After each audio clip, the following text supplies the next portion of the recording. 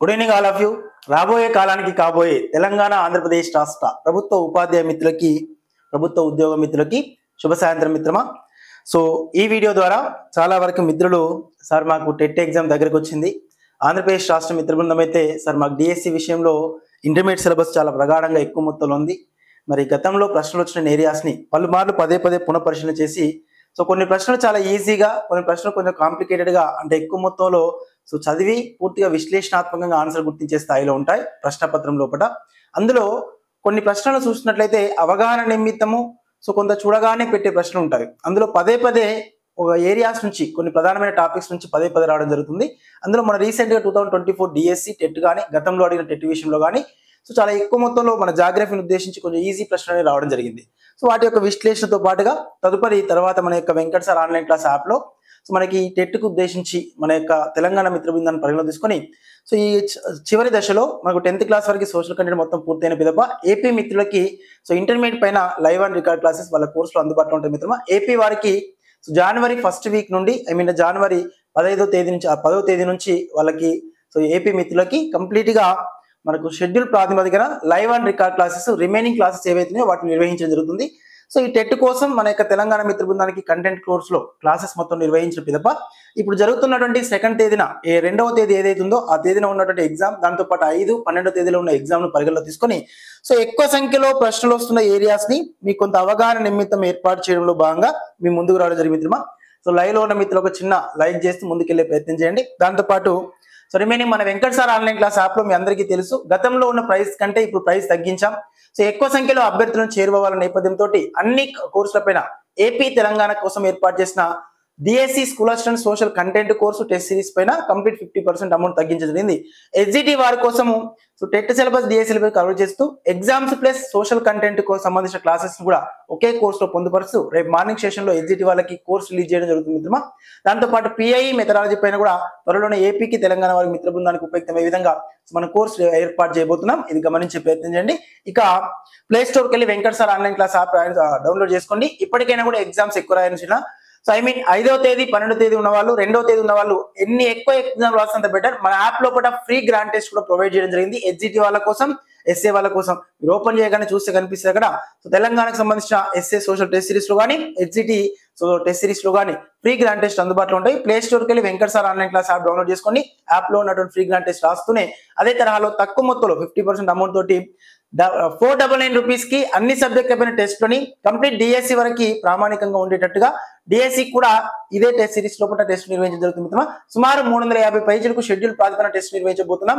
ఆ కోర్సును 499 రూపీస్ అందిస్తున్నాం, అది అందిపుచ్చుకునే ప్రయత్నం చేయండి. కంటెంట్ కోర్సులో history, civics, economy, geography up to intermediate వరకు బోధనా విధానం ఉంటుంది. అందులో లైవ్ అండ్ రికార్డ్ క్లాస్ ఉంటుంది మిత్రమా, ఉపయోగం చేసుకోండి విషయాన్ని ఇప్పుడు చేద్దాం. రైట్, రిమైనింగ్ ఇక ఆ ప్రశ్నలు చూసే ప్రయత్నం చేద్దాం. ఇక్కడ ఈ యొక్క వీడియో యొక్క ముఖ్య ఉద్దేశం చూసినట్లయితే తెలంగాణ మిత్రులకి, ఏపీ మిత్రులకి సో సిమిలర్ గా ఉన్న టాపిక్ దృష్ట్యా గమనించి వాటిని రిసీవ్ చేసుకోవడం జరిగింది మిత్రమా. సో పదే పదే పలుమార్లు అడుగుతున్నటువంటి ఏరియాస్, ఆ యొక్క టాపిక్ యొక్క ఏరియాస్ మీకు తెలియపరచడం కోసం ఈ వీడియోలో ఉన్న ప్రశ్నని మీ ముందు తీసుకురావడం జరిగింది. రైట్ సార్, అక్కడ ఈ ప్రశ్నలు కూడా పలుమార్లు పదే పదే అడగడం జరుగుతుంది, వాటిని ఒకసారి గమనించే ప్రయత్నం చేయండి. Right sir, yes Anusha ma'am వస్తే మ్యామ్ మీకు ఒక వీలు కాకపోతే, మీకు ఒక ప్రాసెస్ తెలియకపోతే ఒకసారి ఫోన్ చేయండి, నేను అందుబాటులో ఉంటాను. Right ma'am. So app download చేసిన తర్వాత కోర్సు కోర్సు మీరు పొందిన తర్వాత సో ఆ కోర్సు క్లిక్ చేయగానే కంటిన్యూ లెర్నింగ్ అని వస్తుంది. దాన్ని క్లిక్ చేసిన తర్వాత over view, content, live classes అని వస్తుంది. లైవ్ క్లాసెస్ లో అయితే లైవ్ క్లాస్ మనం నిర్వహించిన అన్ని తేదీల ప్రకారంగా ఉంటుంది. కంటెంట్ లోపల మీకు ఫోల్డర్ వారిగా క్లాసెస్ అన్ని కూడా అప్లోడ్ అయి ఉంటుంది, ఒకసారి ఓపెన్ చేసి చూసుకోండి. Right sir, yes. So yes విన్నో, హౌ ఆర్ యూ, ఎలా ఉంది ప్రిపరేషన్, ఎలా ఉంది వేట? ఇక ఇప్పటిదాకా ఆట, ఇక తర్వాత వచ్చేది వేట మిత్రమా. గమనించ కంటెంట్ మీ ముందు తీసుకొచ్చే ప్రయత్నం చేస్తాను, ఇది గమనించే ప్రయత్నం చేయండి. Is clear? Right sir, yes. Voice is clear sir? Thank you మిత్రమా. కొంచెం చిన్నగా వాతావరణం వెదర్ ఎఫెక్ట్ ఉన్నది, సో లైవ్ లోనే ఉండండి, కొంచెం చిన్నగా మళ్ళీ కనెక్ట్ చేస్తాను. Right sir, yes.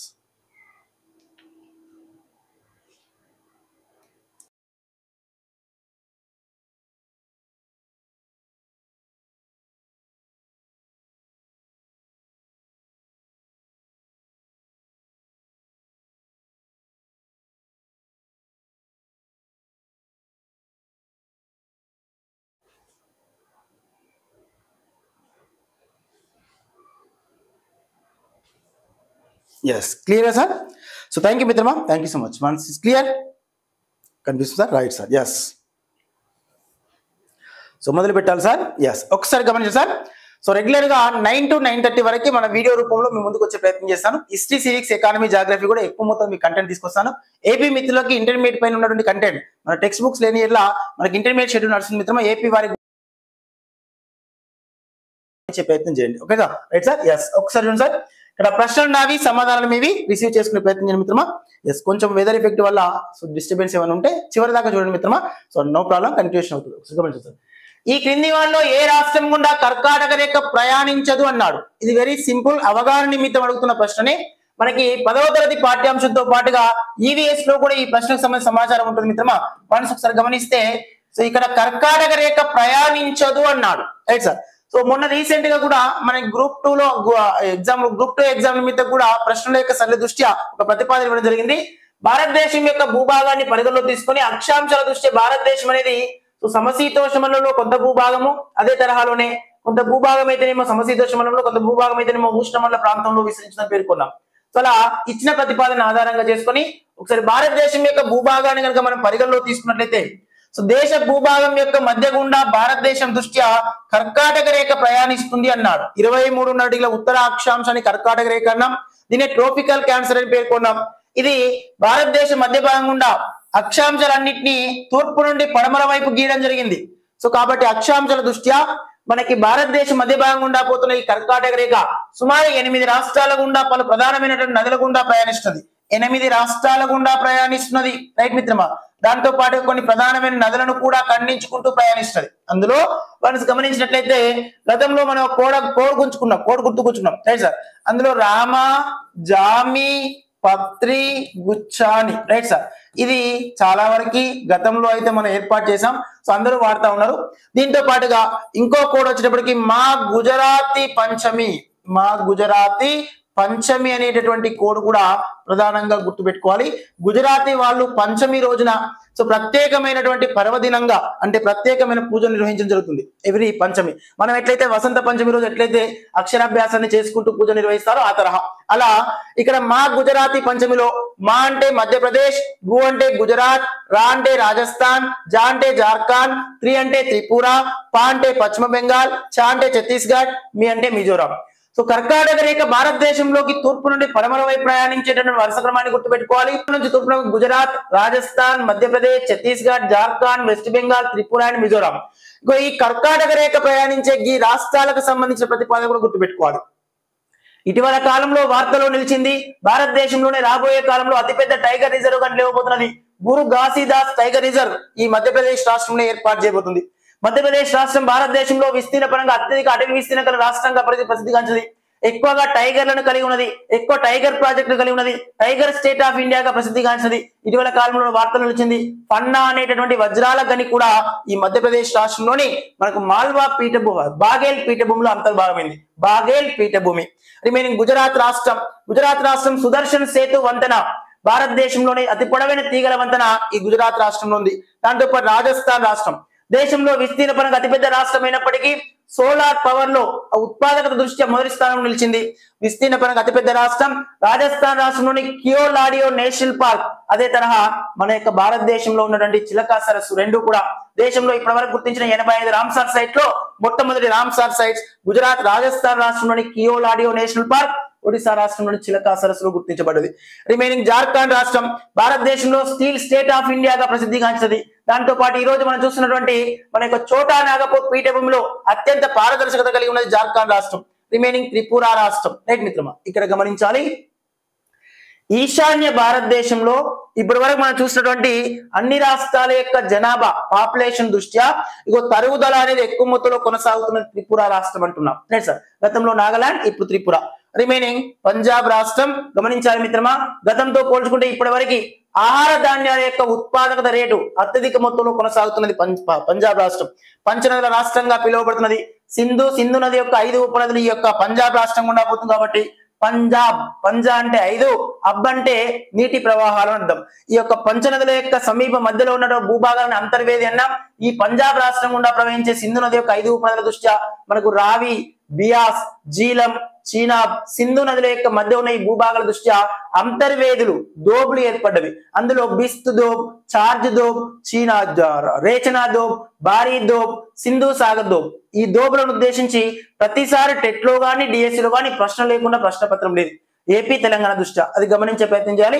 మన భారతదేశం యొక్క భౌగోళిక నైసర్గిక స్వరూపం అనే పాఠ్యాంశంలో ఉత్తర మైదానం వద్ద ఈ యొక్క టాపిక్ దృష్ట్యా ప్రశ్న వస్తుంది. రిమైనింగ్ ఛత్తీస్గఢ్ రాష్ట్రం దేశం లోపల ఈ రోజు మనం గమనించినట్లయితే బొగ్గు నిల్వలు, దాంతో పాటుగా ఈ రోజు బొగ్గు తవ్వకాల దృష్ట్యా ఎక్కువ నిల్వలు కలిగి ఉన్న ప్రాంతంగా ఇటీవల కాలంలో వార్తలు వచ్చింది ఛత్తీస్గఢ్ రాష్ట్రం. ఛత్తీస్గఢ్ రాష్ట్రంలో కోర్బా బొగ్గు గనులు విస్తరించినవి. ఒడిశా రాష్ట్రంలో అయితే తాల్చేర్ బొగ్గు గనులు ఉంటవి. ఛత్తీస్గఢ్ లో అయితే కోర్బా బొగ్గు గనులు విస్తరించి ఉంటవి.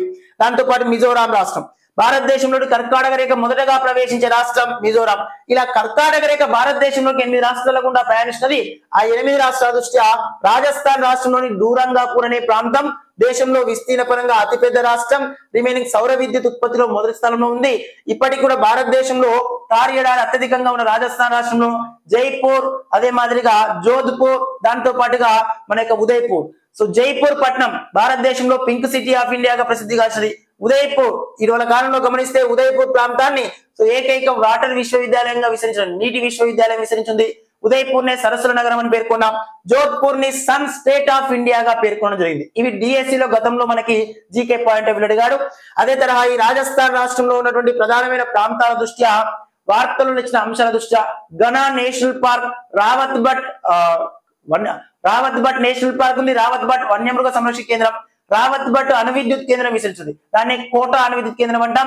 దేశంలో విస్తీర్ణ పరంగా ఎక్కువ అణు రియాక్టర్ను కలిగి ఉన్న కేంద్ర అణు విద్యుత్ కేంద్రం రాజస్థాన్ రాష్ట్రంలో ఉంది. రావత్ భట్ అణు విద్యుత్ కేంద్రం లేదా కోటా అణు విద్యుత్ కేంద్రం అని పేర్కొనొచ్చు.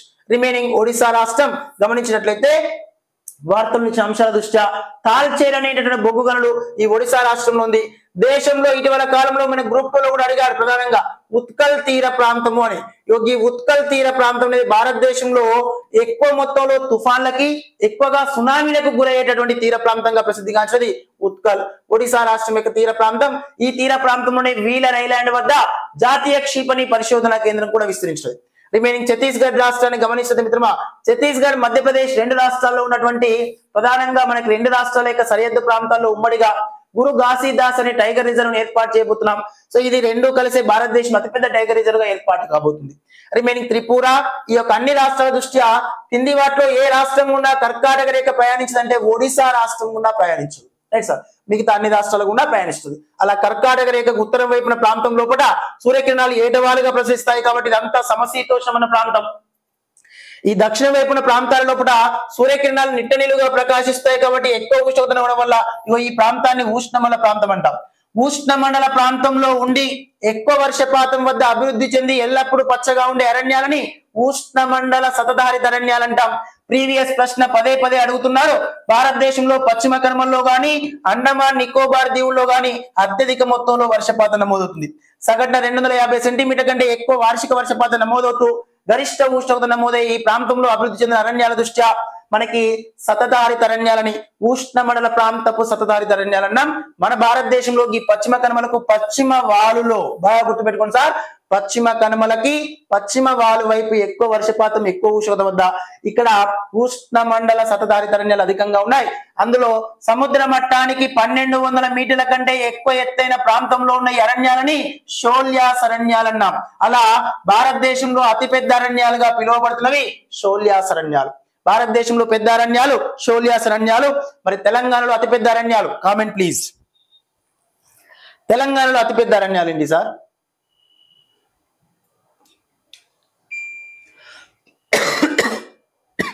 తెలంగాణలో అతిపెద్ద అరణ్యాలు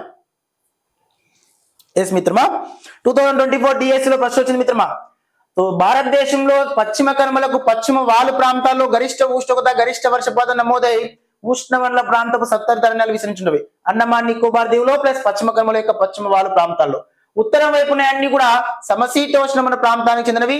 ఇక్కడ కూడా ఆకురాల్చ అరణ్యాలు ఉంటవి, సత్తరిత అరణ్యాలు ఉంటవి. కాకపోతే వీటి సమశీతోష్ణమైన ప్రాంతపు తేమతో కూడినటువంటి ఆకురాల్చ అరణ్యాలని, సమశీతోష్ణ ప్రాంతపు సతతహరిత అరణ్యాలు అనే పేరుతో ప్రతిపాదిస్తాం. రైట్ సార్, ఇది ఉష్ణ మండలము సమశీతోష్ణ మండలం అనే ప్రాంతాన్ని డివైడ్ చేసేది ఈ యొక్క కర్కాటక రేఖని. రైట్ సార్, రిమైనింగ్ ఈ తరహా క్వశ్చన్ కి రైట్ ఆన్సర్ ఏంటి సార్? వన్స్ గమనిస్తే ఒడిశా రాష్ట్రం అనేది క్వశ్చన్ రైట్ ఆన్సర్ గా పేర్కొనొచ్చు. వన్స్ మరో క్వశ్చన్ చూస్తే భారతదేశపు చిట్ట చివరి తూర్పు రేఖాంశం ప్రీవియస్ ఒక 4 సార్లు అడిగాడు సార్. టెట్ పర్పస్ లో ఒక 4 సార్లు వచ్చింది. మిత్రుల ద్వారా నేను ఆన్లైన్ ఎగ్జామ్ జరిగిన మొన్న రీసెంట్ గా జరిగిన వాళ్ళని కూడా అడిగితే ఏపీ తెలంగాణ మిత్రులను అడగడం వల్ల అక్కడ కూడా 2 సార్లు ఈ ప్రశ్న ఇవ్వడం జరిగింది. అక్షాంశాలు రేఖాంశాల దృష్ట్యా. రైట్ సార్, వన్స్ ఒక్కసారి గమనించండి మిత్రమా. అక్షాంశాలు రేఖాంశాలను ఆధారంగా చేసుకుని మన భారతదేశం ఏ తరహాలో విస్తరించింది, అందులో భారతదేశం యొక్క చిట్ట చివరి తూర్పు ప్రాంతం ఏది, పశ్చిమ ప్రాంతం ఏది అని పేర్కొన్నాం. సో వన్స్ గమనిస్తే మనకు భారతదేశం యొక్క భూభాగాన్ని పరిగణలో తీసుకుంటే అయ్యా క్లియరే కదా, ఏమన్నా ఇబ్బంది అయితే చెప్పండి సార్. వన్స్ ఇబ్బందిగా ఉంటే చెప్పండి. రైట్ మిత్రమా, మీరందరూ ఒక family members. Right sir, so ఏమన్నా సర్దుకపోయే ప్రయత్నం చేద్దాం. కొంచెం టెక్నికల్ గా వెదర్ ఎఫెక్ట్ ఉంది కాబట్టి అట్లా బ్లింక్ అవుతుంది. నో ప్రాబ్లం, చివరి దాకా చూసే ప్రయత్నం చేయండి. రైట్ సార్, ఎస్ 2024 రైట్ మిత్రమా. 2023కి సంబంధించిన డాటాని 24 లో వస్తుంది మిత్రమా. ఎవ్రీ 2 years కోసారి మనకు forest data national state forest report వస్తుంది. దానిపైన రేపు క్లాస్ చేసే ప్రయత్నం చేద్దాం. ఎక్కువ అడవులు తక్కువ అడవులు ఉన్నవి, అందులో మడ అడవులు మాగ్రూ అడవులకు సంబంధించిన అంశాల దృష్ట్యా కానీ, చిత్తడి నేలకు సంబంధించిన అంశాల దృష్ట్యా కానీ, దాంతోపాటు ప్రీవియస్ రిపోర్ట్ కి ఈ రిపోర్ట్ మధ్య వ్యత్యాసాలు ఎక్కడెక్కడ ఎక్కువ మొత్తంలో ఉన్న విషయం కూడా చూసే ప్రయత్నం చేద్దాం. విన్ను ఇస్ క్లియర్? రైట్, ఒక్కసారి గమనించండి సార్. చూస్తే రైట్ సార్, భారతదేశం అనేది అక్షాంశాల పరంగా 8 డిగ్రీల 4 రేడియన్స్ వద్ద ప్రారంభమై 37 డిగ్రీల 6 రేడియన్స్ వరకు ఉత్తరం వైపు విస్తరించినది. రైట్ సార్, పశ్చిమ వైపున 68 డిగ్రీల 7 రేడియన్స్ వద్ద ప్రారంభమై తూర్పున అరుణాచల్ ప్రదేశ్ రాష్ట్రం వద్ద 97 డిగ్రీల 25 రేడియన్స్ వరకు విస్తరించినది. రైట్ సార్, ఇందులో ఉత్తరం వైపున చిట్ట చివరి ప్రదేశం మన యొక్క భారతదేశానికి ఉత్తరాగ్రహం ఉన్న చిట్ట చివరి ప్రదేశం ఏదై అంటే వన్స్ ఇందిరా కాల్. ఏమంటారు సార్? ఇందిరా కాల్ అంటాం. సో ఇక్కడే కిలిక్ దావన్ కనుమ విస్తరించుంటది. కిలిక్ దావన్ కనుమ. కనుమ అంటే 2 కొండ ప్రాంతాలు పర్వత ప్రాంతాల మధ్య రాకపోకలకు అనుకూలంగా ఉన్న రోడ్డు మార్గం కనుమ అంటాం. సో శ్రీశైలం వెళ్ళేటప్పుడు ఎట్లయితే కొండలు పర్వతాల మధ్య ఉన్న రోడ్డు మార్గం ఉంటుందో దాన్ని ఘాట్ రోడ్ అంటాం. ఇక్కడైతే మన టర్మినాలజీ పదాల దృష్ట్యా పాసెస్ లేదా కనుమ అంటాం. ప్రీవియస్ డిఎస్సి ప్రశ్న బోర్ఘాట్ కనుమ, తాల్ఘాట్ కనుమ, పాల్ఘాట్ కనుమ ఎక్కడ ఉన్నాయి అని చెప్పేసి వాటికి సంబంధించిన అంశాల దృష్ట్యా బోర్ఘాట్, తాల్ఘాట్, పాల్ఘాట్ పశ్చిమ కనుమల్లో అంతర్భాగమై ఉంటాయి. బోర్ఘాట్, తాల్ఘాట్ కనుమ వచ్చి మహారాష్ట్రలోని సహ్యాద్రి పర్వతాల్లో ఉంటే, పాల్ఘాట్ కనుమ మన యొక్క తమిళనాడు రాష్ట్రంలో నీలగిరి పర్వతాలు, సో తూర్పు కనుమలు పశ్చిమ కనుమలు కలుసుకునే ప్రాంతం కడలూరు వద్ద విస్తరించి ఉంటాయి. రైట్ సార్, మేము ఇక్కడ చూస్తే భారతదేశం యొక్క ఉత్తర దక్షిణాల మధ్య సుమారు 3214 కిలోమీటర్ల దూరంతో 30 డిగ్రీల అక్షాంశాల వ్యత్యాసంతో విస్తరించింది. రైట్ సార్, భారతదేశం తూర్పు పశ్చిమ ఉత్తర దక్షిణాల మధ్య 3214 కిలోమీటర్లు ఉంటే తూర్పు పశ్చిమల మధ్య 2933 కిలోమీటర్ల దూరంతో సుమారు తూర్పు పశ్చిమ మధ్య విస్తరించింది. భారతదేశం యొక్క ఉత్తరాగ్రహం ఉన్న చిట్ట చివరి ప్రాంతం కిలిక్ దావన్ కనుమ లేదా ఇందిరా కాల్ అయితే, భారతదేశం యొక్క దక్షిణాగ్రహం ఉన్న చిట్ట చివరి ప్రాంతం వచ్చేటప్పటికి ఇక్కడ ఇందిరా పాయింట్ అని పేర్కొన్నాం. ఏమన్నా సార్? సారీ, దక్షిణాగ్రహణ చిట్ట చివరి ప్రాంతం కన్యాకుమారి అని పేర్కొన్నాం. ఏ కుమారి సార్? కన్యాకుమారి. ఇది తమిళనాడు రాష్ట్రంలోని మనకి కన్యాకుమారి తమిళనాడు రాష్ట్రానికి సముద్ర తీర ప్రాంతం వద్ద విస్తరించింది. కానీ భారతదేశం అనేది పూర్తిగా గమనిస్తే అక్షాంశాల దృష్ట్యా ఈ యొక్క భారతదేశం యొక్క భౌగోళిక స్వరూపాలలో అండమాన్ నికోబార్ దీవులు కూడా ఉన్నవి. 8249 చదరపు కిలోమీటర్ల వైశాల్యంతో ఉన్న ఈ అండమాన్ నికోబార్ దీవులు వన్స్ గమనిస్తే మిత్రమా 6 డిగ్రీల 410 సో 40 రేడియన్స్ వద్ద విస్తరించినది. ఇక్కడ రేడియన్స్ వద్ద విస్తరించిన ఈ యొక్క అండమాన్ నికోబార్ దీవుల దృష్ట్యా మనకి 2004లో వచ్చిన సునామీ ఆధారంగా ప్రీవియస్ డిఎస్సి మరియు టెట్ ప్రశ్న. Right sir, so previous 2004 so మనకి సుమిత్రా దీవిలో ఉన్నటువంటి అగ్నిపర్వతం బ్రద్దలవడం వల్ల తీర ప్రాంతం వైపు వచ్చిన సునామీ వల్ల భారతదేశం యొక్క తీర ప్రాంతంలో తమిళనాడు రాష్ట్రంలో నాగపట్నం పూర్తిగా ముంపునకు లోనైంది. ఈ సునామీ వల్ల భారతదేశంలో అత్యధిక మొత్తంలో ఆస్తి నష్టం జరిగింది. రైట్ సార్, అలాంటి సునామీ దృష్ట్యా ఇక్కడ ఉన్నటువంటి యొక్క ఇందిరా పాయింట్ లేదా పార్సన్ పాయింట్, ఇందిరా పాయింట్ లేదా పార్సన్ పాయింట్ అనే భూభాగం మొత్తంగా భారతదేశానికి భౌగోళికంగా పూర్తి దక్షిణాగ్రహం ఉన్న ప్రాంతం. ఈ ప్రాంతం మొత్తం ముంపునకు లోనైంది. అలా భారతదేశానికి పూర్తి దక్షిణాగ్రహం ఉన్న ప్రాంతం ఏదంటే ఇందిరా పాయింట్ అంటాం. దీన్నే పిగ్మోలియన్ పాయింట్ అంటాం, దీన్నే పార్సన్ పాయింట్ అంటాం. సో దీనితే లాహెన్చింగ్ పాయింట్ అనే పేరుతో ప్రతిపాదిస్తాం. ఇలా భూమధ్య రేఖకు దగ్గరగా ఉన్న భారతదేశం యొక్క ప్రధాన భూభాగం ఏది అంటే పార్సన్ పాయింట్ లేదా పిగ్మోలియన్ పాయింట్ అని గుర్తుపెట్టుకుని ప్రయత్నించండి. ఇప్పుడు మనం డిస్కస్ చేసే వీటిలో ప్రతిదీ కూడా ప్రీవియస్ అడిగిన ప్రశ్నలే. లేదు సార్. రిమైనింగ్ భారతదేశానికి పశ్చిమాగ్రహణ చిట్టచీర ప్రాంతం గుజరాత్ రాష్ట్రంలోని గురు మెహడి అనే ప్రాంతం ఉంది. ఈ ప్రాంతం వద్దనే రాణా ఆఫ్ కచ్ అనే భూభాగం ఉంది. కచ్ అంటే ఏంటి సార్? రైట్. సో ఆల్మోస్ట్ మన వాళ్ళు చెప్తారు కచ్ అంటే ఇది ఒక హిందీ పదానికి చెందినది. Right sir. హిందీ భాషకు చెందిన పదం. కచ్చ అంటాం పూర్తిగా పరిపక్వత చెందది, పూర్తిగా అభివృద్ధి చెందినటువంటి వస్తువుని కానీ పూర్తిగా అభివృద్ధి చెందని దాన్ని కచ్చ అంటాం. చిన్నప్పుడు మీరు కూడా ఏమైనా జామకాయలు అయ్యో తీసుకున్నప్పుడు అప్పుడప్పుడు స్కూల్ పోయి బడి నుంచి వచ్చినప్పుడు వాళ్ళింటి పైన వీళ్ళింటి పైన కొట్టేస్తారు కదా. Right sir. ఆ కొట్టేసేటప్పుడు అక్కడ పరిపక్వత చెందింది చూడకుండా కొట్టేసిన తర్వాత అప్పుడే ఇప్పుడు జేబులో పెట్టుకొని బయటకు వచ్చినప్పుడు చూస్తే అది బాగా కచ్చగా ఉంటది. కచ్చా మీన్స్ సో పూర్తిగా పరిణితి చెందకుండా.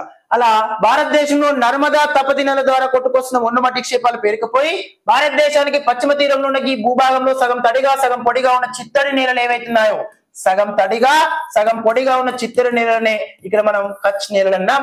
ఇవి రాణా వారి ఆధ్వర్యంలో గుర్తించబడ్డాయి కాబట్టి రాణా ఆఫ్ కచ్ అని గుర్తించాం. ఇలా భారతదేశానికి పశ్చిమాగ్రహణ చిట్టచీర ప్రాంతం రాణా ఆఫ్ కచ్ గురు మెహడి అనే ప్రాంతం.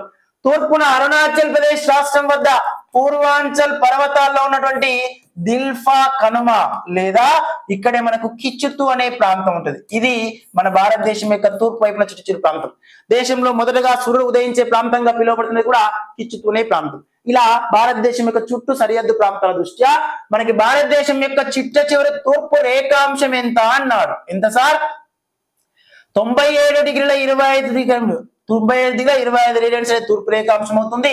రిమైనింగ్ 68 డిగ్రీల 7 రేఖాంశం అనేది పశ్చిమ రేఖాంశం అవుతుంది.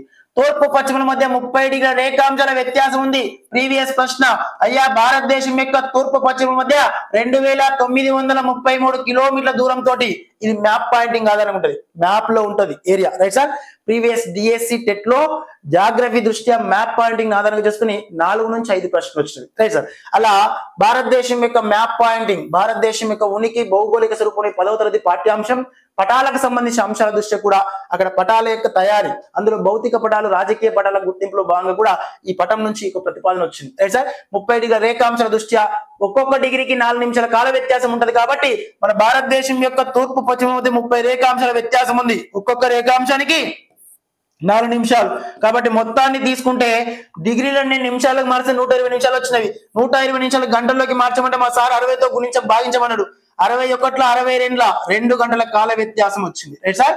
ఈ విషయం మర్చిపోద్దు. రైట్ మిత్రమా. రేపు ఎగ్జామినేషన్ హాల్లో మళ్ళీ మనం గుర్తొస్తాం. అది బాగా గుర్తుపెట్టుకోండి సార్. సో ఇటీవల కాలంలో కూడా గతంలో మన యొక్క ప్రీవియస్ మిత్రులు 2024 డిఎస్సి మిత్రులు కానీ ఇటీవల ఏపీకి సంబంధించిన టెట్ మిత్రులు కానీ ఎగ్జామినేషన్ హాల్లో ఈ ప్రశ్నలన్నీ అక్కడ రావడం వాళ్ళు గుర్తించడం ఈ రోజు ఎక్కువ స్కోర్ తీసుకురావడం జరిగింది. రేపు 2వ తారీఖు రాయబోతున్న వాళ్ళు కానీ సో రిమైనింగ్ 5, 12 రాయబోతున్న వాళ్ళు కానీ సో మన Venkat sir online class app లో ఉన్న టెస్ట్ సిరీస్ మొత్తం పర్ఫెక్ట్ రాయండి సార్. 100కి 100% మీరు 120, 130 వరకు తీసుకొస్తారు. ఎందుకంటే అక్కడ ఏ ఏరియాను కూడా లెస్ చేయకుండా మొత్తం ప్రతి పాఠాన్ని 360 డిగ్రీస్ కవర్ చేస్తూ మన క్వశ్చన్లు ఇవ్వడం జరిగింది. దాంతో పాటు గ్రాండ్ టెస్ట్ కూడా ఈ రోజు 5వ గ్రాండ్ టెస్ట్ అప్లోడ్ చేసాం టెట్ కు సంబంధించి. తిరిగి వచ్చిన ప్రశ్న మళ్ళీ రాకుండా మీలో ఎక్కువ మొత్తంలో పరిపక్వత తీసుకురావడం కోసం. Right sir. ఇలా టెట్ దగ్గర దాకా ఎగ్జామ్స్ పెడుతూనే పోతా ఉంటాం. ప్లే స్టోర్ కి యాప్ డౌన్లోడ్ చేసుకుని సుమారు 350 టెస్ట్ ఉంటవి. దాన్ని కేవలం 499 రూపాయలకు అందిస్తున్నాం. ఒకటే సింగిల్ అంటే ఇది ఒక్కసారి సింగిల్ ప్రైస్. కాకపోతే డిఎస్సి వరకు వ్యాలిడిటీ ఉంటుంది మిత్రమా. డిఎస్సి వరకు కూడా ఎగ్జామ్స్ వస్తూ ఉంటాయి. అది రాసుకునే ప్రయత్నం చేయండి. దాంతోపాటు కంటెంట్ కోర్సులో హిస్టరీ, సివిక్స్, ఎకానమీ, జాగ్రఫీ ఉంటుంది. అది ఇంటర్మీడియట్ వరకు అందుబాటులో ఉంటుంది. ఈ 2 కోర్సుల పైన 50% ఆఫర్ కొనసాగుతుంది. ప్లే స్టోర్ కి యాప్ డౌన్లోడ్ చేసుకోండి. మీకు తెలిసిన మిత్రులు కూడా చెప్పండి. సో నేను ఇది గమనించండి మిత్రమా. ఆర్థిక స్వావలంబన కోసం కాదు, కేవలం ఎక్కువ సంఖ్యలో అభ్యర్థులకు చేరువవాలనే నేపథ్యంతో ఏర్పాటు చేశాం. అదే నిబంధనతో ముందుకెళ్ళడం జరుగుతుంది. గతంలో ఆల్రెడీ 846 మంది ఎగ్జామ్స్ రాస్తే 314 మంది స్కూల్ అసిస్టెంట్ సోషల్ వచ్చినాయి. ఆ తరహా ఇప్పుడు మొత్తం కూడా స్క్రీన్ షిప్ చేయాలనే నేపథ్యంతో తెలుగు 2 రాష్ట్రాల నిమిత్తం ఏపీ వారికి ప్రత్యేక కోర్సు ఏర్పాటు చేశాం, తెలంగాణ వారికి ఏర్పాటు చేశాం. ఏపీ వారికి ఆఫర్ ఉంది, తెలంగాణ వారికి ఆఫర్ ఉంది. రిసీవ్ చేసుకుని మిత్రమా. ఇక మీదే ఆలస్యం. రైట్ మిత్రమా. నెక్స్ట్ రిమైనింగ్ ఉత్తరాఖండ్, ఉత్తరప్రదేశ్, బీహార్, పశ్చిమ బెంగాల్ మరియు సిక్కింలతో ఉమ్మడి సరిహద్దును కలిగి ఉన్న దేశం ఏది? Right sir. So give the answer please fast. ఇక్కడ మ్యాప్ పాయింటింగ్ ఆధారంగా చేసుకుని పరిగణలో తీసుకోవాలని చెప్తున్నా మిత్రమా. అందులో ఒకసారి గమనించినట్లయితే ఒకసారి చూడండి సార్. ఇక్కడ ఉత్తరాఖండ్, దాంతో పాటుగా ఉత్తరప్రదేశ్, దాంతో పాటుగా బీహార్, దాంతో పాటు పశ్చిమ బెంగాల్, పశ్చిమ బెంగాల్లో నేను బెంగాల్ ని బి అని తీసుకున్నాను, రైట్ సార్. రిమైనింగ్ సిక్కిం అని చెప్పేసి అన్నాను, రైట్ సార్. ఇక్కడ చూస్తే SUBBU, ఇగో ఇది నేను గుర్తుపెట్టుకున్న కోడ్ మిత్రమా. ఎస్ అంటే సిక్కిం, రైట్ సార్. యు అంటే ఉత్తరాఖండ్, బి అంటే బీహార్, మరో బి అంటే ప్రధానంగా పశ్చిమ బెంగాల్. పశ్చిమ బెంగాల్లో బెంగాల్ తీసుకున్నాం. సో మరో యు అంటే ప్రధానంగా ఉత్తరప్రదేశ్ అని చెప్పేసాం. ఈ అన్నిటితో సరిహద్దు కలిగి ఉన్నది. సుబ్బు అనగానే మనకు గుర్తుకు రావాలి, సుబ్బు గారు నేపాల్కు పోయిండు, రైట్ సార్. ఎటు పోయిన వాడు? నేపాల్కు పోయిండు. సో నేపాల్లో సుబ్బు గారు ఉన్నాడు కాబట్టి నేపాల్ తోటే మనకి ఎక్కువ మొత్తంలో సరిహద్దులు కలిగి ఉంది, రైట్ సార్. ఎస్ సార్, ఇది ఒక్కసారి గుర్తు పెట్టండి సార్ మా కోసం అని చెప్పేసి అంటే టెట్ లో ఒక ప్రశ్న గ్యారంటీ మిత్రమా. సో ఈవెన్ మనకు పర్టికులర్ గమనించినట్లయితే డిఎస్సి లో కూడా అత్యధిక మొత్తంలో అడిగే అవకాశం ఉంటుంది. ఇక ఈ ఆంధ్రప్రదేశ్ మిత్రులకైతే ఇంటర్మీడియట్ సెకండ్ ఇయర్ లో కనిపిస్తుంది ఇదే పాఠ్యాంశ దృష్ట్యా ప్రశ్నలు. దాంతో పాటు 9th క్లాస్ లో ఉంటది, 10th క్లాస్ లో కూడా కనిపిస్తుంది, రైట్ సార్. ఎస్ ఒక్కసారి చూడండి అయ్యా, ఈ పక్కనే కనపడుతుంది కదా పాకిస్తాన్, రైట్ సార్. పాకిస్తాన్ తో సరిహద్దు కలిగి ఉన్న రాజకీయ విభాగాల్లో లడాక్, దాంతో పాటు జమ్మూ కాశ్మీర్, పంజాబ్, రాజస్థాన్, గుజరాత్, వీళ్ళు 5 ఉన్నారు. అందులో 2 కేంద్రపాలిత ప్రాంతాలు ఉన్నాయి, 3 రాష్ట్రాలు ఉన్నాయి. వీళ్ళని గుర్తు పెట్టుకోవడంలో భాగంగా మన యొక్క మిత్రులు కూడా చాలా వరకు కోడ్స్ క్రియేట్ చేసుకుంటారు. సో అందులో నేను కూడా నాకు గుర్తు పెట్టుకోవడం కోసం కోడ్ క్రియేట్ చేసుకున్న మిత్రమా. ఇందులో అప్పుడప్పుడు నేను క్లాస్కి వెళ్ళేటప్పుడు ఈ ఆంధ్రప్రదేశ్ రాష్ట్ర దృష్ట్యా గురజాల అనేటువంటి ఒక బస్సు చూసేవన్నమాట, గురజాల, రైట్ సార్. ఈ గురజాల అనే వాళ్ళు ఈ పర్టికులర్ గమనిస్తే అక్కడ పోయటిక్ లో కూడా కనిపిస్తుంది కాబట్టి గురజాల పి అని గుర్తు పెట్టుకున్నాను నేను, రైట్ సార్. పాకిస్తాన్ తో సరిహద్దు కలిగిన రాజకీయ విభాగాలు భారతదేశంలో గురజాల పి అని గుర్తు పెట్టుకున్నా. గు అంటే గుజరాత్, రా అంటే రాజస్థాన్, జా అంటే జమ్మూ కాశ్మీర్, లా అంటే లడాక్, పి అంటే పంజాబ్, రైట్ సార్. సో ఇలా ఈ మొత్తం గుజరాత్, రాజస్థాన్, జమ్మూ కాశ్మీర్, లడాక్, పంజాబ్ లలో పాకిస్తాన్ తో ఎక్కువ సరిహద్దు కలిగినది రాజస్థాన్, ప్రీవియస్ టెట్ ప్రశ్న, రైట్ సార్. రిమైనింగ్ పాకిస్తాన్ తో తక్కువ సరిహద్దు పంచుకున్న రాజకీయ విభాగాల్లో పంజాబ్ అనేది ఉంది, రైట్ మిత్రమా. రిమైనింగ్ ఈ మొత్తంగా ఇక్కడ ఇంకా సరిహద్దు ప్రాంతాలు ఉంటాయి. దాంతో పాటుగా సరిక్లిక్ ప్రాంతం, జీలం నది, సో 24 డిగ్రీల ఉత్తర అక్షాంశము, సో దాంతో పాటు రాడిక్లిప్ రేఖ ఏ ప్రాంతాల ప్రదర్శించింది మొత్తం కూడా మనం పాఠ్యాంశ దృష్ట్యా కంటెంట్ కోర్స్ లో డిస్కస్ చేసి ఒకసారి చూసే ప్రయత్నం చేయండి. రిమైనింగ్ భారతదేశానికి చైనాకి మధ్య ఇగో ఇక్కడ ఎల్ ఉషా అనే కోడ్ ఉంటుంది అనమాట. చైనాతో సరిహద్దు కలిగిన భారతదేశం యొక్క రాజకీయ విభాగాలు చూస్తే ఒకటి లడాక్, రైట్ సార్. దాంతో పాటుగా ఉత్తరాఖండ్, దాంతో పాటుగా సిక్కిం, నెక్స్ట్ హిమాచల్ ప్రదేశ్, తర్వాత అరుణాచల్ ప్రదేశ్. సో ఇక్కడ మన యొక్క చైనా తోటి భారతదేశం సుమారుగా సో ఒక గమనించినట్లయితే మిత్రమా 3948 కిలోమీటర్ల పొడవుతో తీరరేఖను కలిగి ఉన్న సరిహద్దును కలిగి ఉన్న ఈ యొక్క భారతదేశానికి చైనాకి మధ్య 1954 సంవత్సరంలో పంచశీల ఒప్పందం జరిగింది, రైట్ సార్. 5 ఫార్ములా అగ్రిమెంట్ జరుగుతుంది. ఈ 5 ఫార్ములా అగ్రిమెంట్ లో భాగంగా ఇగో ఈ లడాక్ తో సరిహద్దు కలిగిన ఈ ప్రాంతాన్ని వెస్టర్న్ సెక్టార్ అని పేర్కొంటారు. హిమాచల్ ప్రదేశ్, ఉత్తరాఖండ్, సిక్కింలతో సరిహద్దు కలిగిన ఈ ప్రాంతాన్ని మిడిల్ సెక్టార్ అని పేర్కొంటాం. ఈ అరుణాచల్ ప్రదేశ్ రాష్ట్రం వద్ద ఉన్న సరిహద్దు ప్రాంతాన్ని ఈస్టర్న్ సెక్టార్ అని పేర్కొంటాం. ఈస్టర్న్ సెక్టార్ వద్దనే మెక్మోహన్ రేఖ ఉంటుంది. దాంతో పాటుగా ఈ వెస్టర్న్ సెక్టార్ వద్దనే మనకి సో ప్రధానంగా గాల్వాన్ లోయ ఉంటుంది.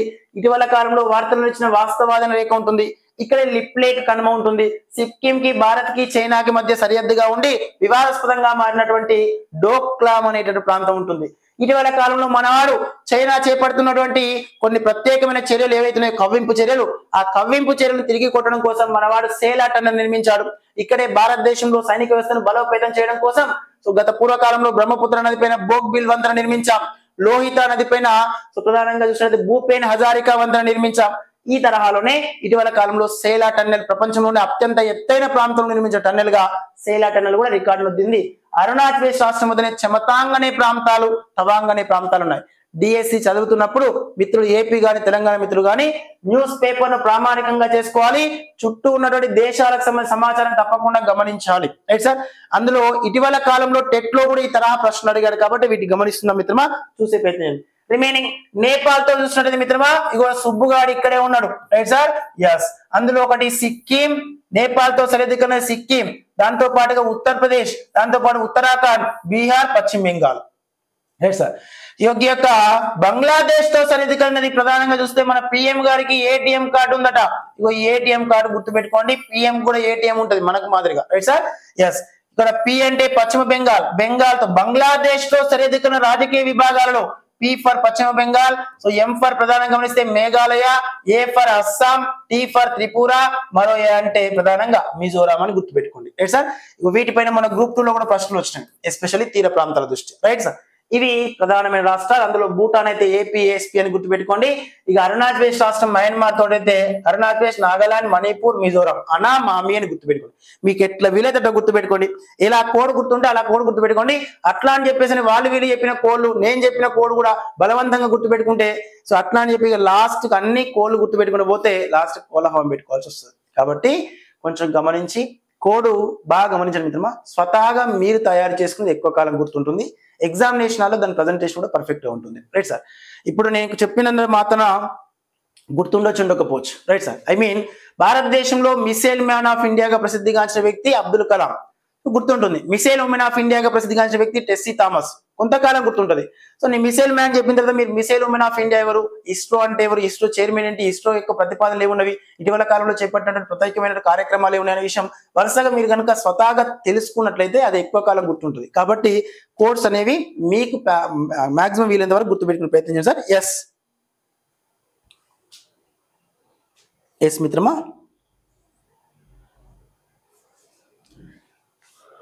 Yes yes Sela tunnel Arunachal Pradesh రాష్ట్రం ఉంటుంది మిత్రమా.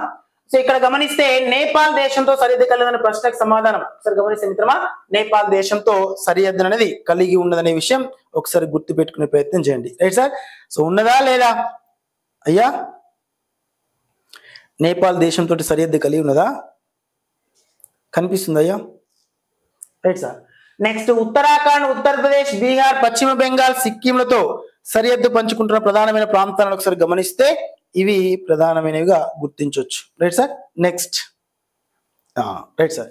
ఏం లేదు, ఒకసారి గమనించండి మిత్రమా. జస్ట్ చైనాతో సరిహద్దు కలిగిన రాజకీయ విభాగాల దృష్ట్యా మనకు 3488 కిలోమీటర్లు, భూటాన్ 699 కిలోమీటర్లు, నేపాల్ సుమారుగా 1751 కిలోమీటర్లు, మయన్మార్ 1643 కిలోమీటర్లు. Right sir. దాంతో పాటుగా మన యొక్క పక్కన ఉన్నటువంటి పాకిస్తాన్ దేశం ఏదైతే ఉంటుందో, పాకిస్తాన్ దేశం 3323 కిలోమీటర్లు, బంగ్లాదేశ్ ఏదైతే ఉందో 4096 కిలోమీటర్లు. Right sir. ఇలా పొరుగు దేశాల దృష్ట్యా వన్స్ గమనిస్తే సార్,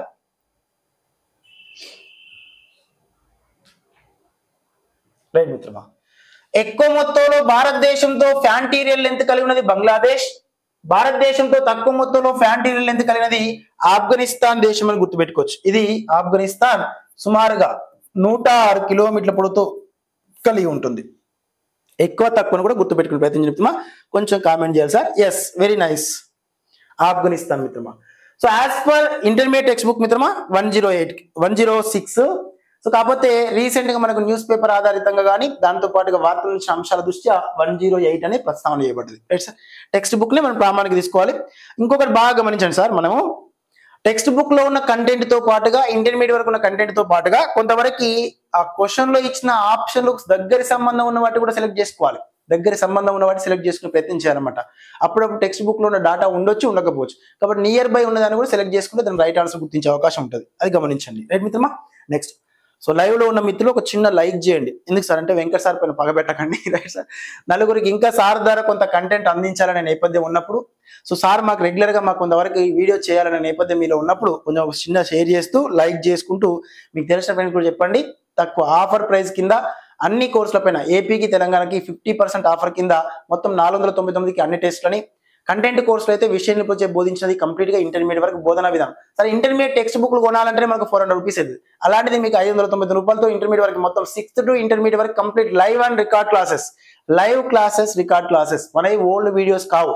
కరోనా టైంలో అప్పుడప్పుడు చేసిన వీడియోస్ కనుక రికార్డ్ చేసి పెట్టట్లేదు. సార్ వాళ్ళు మీ ముందుకు వస్తారు, నోటిఫికేషన్ పెడితే మీరు నోటిఫికేషన్ నిమిత్తం రేపు హిస్టరీ క్లాస్ ఉంటుంది, 9th క్లాస్ 10th క్లాస్ సంబంధించింది. Right sir. సార్ ఉన్నప్పుడు మీరు ఏమైనా డౌట్స్ ఉన్నప్పుడు క్లారిఫై చేసుకోవచ్చు. Right sir. లేని ఎడల మీకు వీలు కానప్పుడు అది రికార్డ్ అయి ఉంటుంది. ఇప్పుడు చెప్పిన కూడా రికార్డ్ అయి ఉంటుంది. ఇది గమనించే ప్రయత్నం చేద్దామా? ఎస్, ఓకేనా? Right sir. Thank you sir. అదే మాదిరిగా చిన్న స్టాటస్ పెడుతూ మీకు తెలిసిన ఫ్రెండ్స్ కూడా షేర్ చేయండి. మీ వేసవి సెలవుల్లో మీరు కవరత్తిని సందర్శించాలనుకుంటే మీరు భారతదేశంలోని ఏ కేంద్ర పాలిత ప్రాంతానికి వెళుతారు? Right sir. కొంచెం అడుగుతున్నారు కదా మనవాడు, కవరత్తికి పోతాం అనుకున్నట, అయినా మేము వేసవి సెలవులకు అక్కడ దాకా ఎందుకు పోతాం సార్ అంటారా? అంతేనే సార్. రేపు డిఎస్సి జాబ్ వచ్చింది సార్, డిఎస్సి జాబ్ వస్తే వేసవి కాలపు సెలవు దినాలు ఉంటాయి కదా మాక్సిమం, ఈ సెలవు దినాలు పరిగణలో తీసుకుంటే ఇక్కడ అప్పుడంటే సెలవు దినాలు ఎక్కువ మొత్తంలో ఇచ్చేవాడు, ఇప్పుడు బడి బాట అని మన బాట అని ఈ బాట ఆ బాట అని చెప్పేసి అనుకుంటా తీసుకుపోతూనే ఉన్నాడు. రైట్ సార్, మొత్తం మీనైతే వేసవి కాలపు సెలవు దినాలు వచ్చినవి. రైట్ సార్, పోదాం అనుకున్నాం. ఎటు పోదాం అనుకున్నాడు మనవాడు? కవరత్తిని పోదాం అనుకున్నాడు. కవరత్తి పోదామంటే భారతదేశంలో ఏ కేంద్ర పాలిత ప్రాంతానికి పోవాలి, ఎటువైపు పోవాలి? రైట్ సార్, ఒకసారి భారతదేశం యొక్క ప్రధాన భూభాగాన్ని గమనిస్తే, భారతదేశం యొక్క ప్రధాన భూభాగాన్ని గమనిస్తే, భారతదేశం యొక్క భూభాగ నిమిత్తం ఎస్ మిత్రమా రైట్. రైట్ సార్, కవరత్తి అనేది భారతదేశంలో కేంద్ర పాలిత ప్రాంతాల దృష్టికి లక్షద్వీపులో ఉంది. లక్షద్వీపులు భారతదేశానికి నైరుతి దిశలో ఉన్న సుమారు 300 కిలోమీటర్ దూరంలో విస్తరించినవి 32 చదరపు వైశాల్యంతో. లక్షద్వీపుల యొక్క రాజధాని కవరత్తి అని పేర్కొన్నాం. లక్షద్వీపుల యొక్క రాజధాని కవరత్తి. లక్షద్వీపులో పెద్ద దీవిగా పిలువబడుతున్న మినికాయ్ దీవి, చిన్న దీవిగా పిలువబడుతున్న బెట్రా దీవి. ఇవి పగడపు దీవులుగా పేర్కొన్నాం. ప్రీవియస్ టెట్ ప్రశ్న, లక్షద్వీపులని తెలుగులో ఏమంటారు అని. రైట్ సార్, లక్షద్వీపులు అనే పదం మలయాళ భాషకు చెందిన పదం. ఈ లక్షద్వీపుల్లో ప్రధానంగా తెలుగులో వీటిని 100,000 దీవులు అంటారు. 1,00,000 అంటే 100,000 కాబట్టి 100,000 దీవులు అంటాం. భారతదేశంలో అటల్, ఇటీవల కాలంలో గ్రూప్ 2 లో వచ్చిన మిత్రమా, ఇక్కడ అటల్ దీవ్ ఐలాండ్స్ లేదా లక్షద్వీపులు అనేవి ఒక పర్యాటక ప్రాంతంగా ప్రసిద్ధిగాంచబోతున్నవి.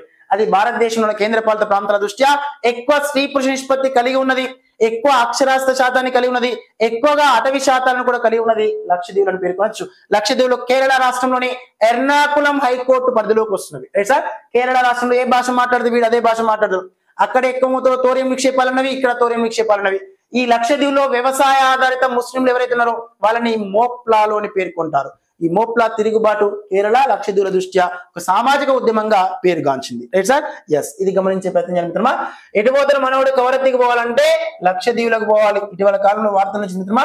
పుదుచ్చేరి, ఈ పుదుచ్చేరి అనేది మిత్రమా వన్స్ ఆంధ్రప్రదేశ్ రాష్ట్రంలో కొంత, తమిళనాడు రాష్ట్రంలో కొంత, కేరళ రాష్ట్రంలో కొంత ఉన్నది భూభాగాల దృష్ట్యా.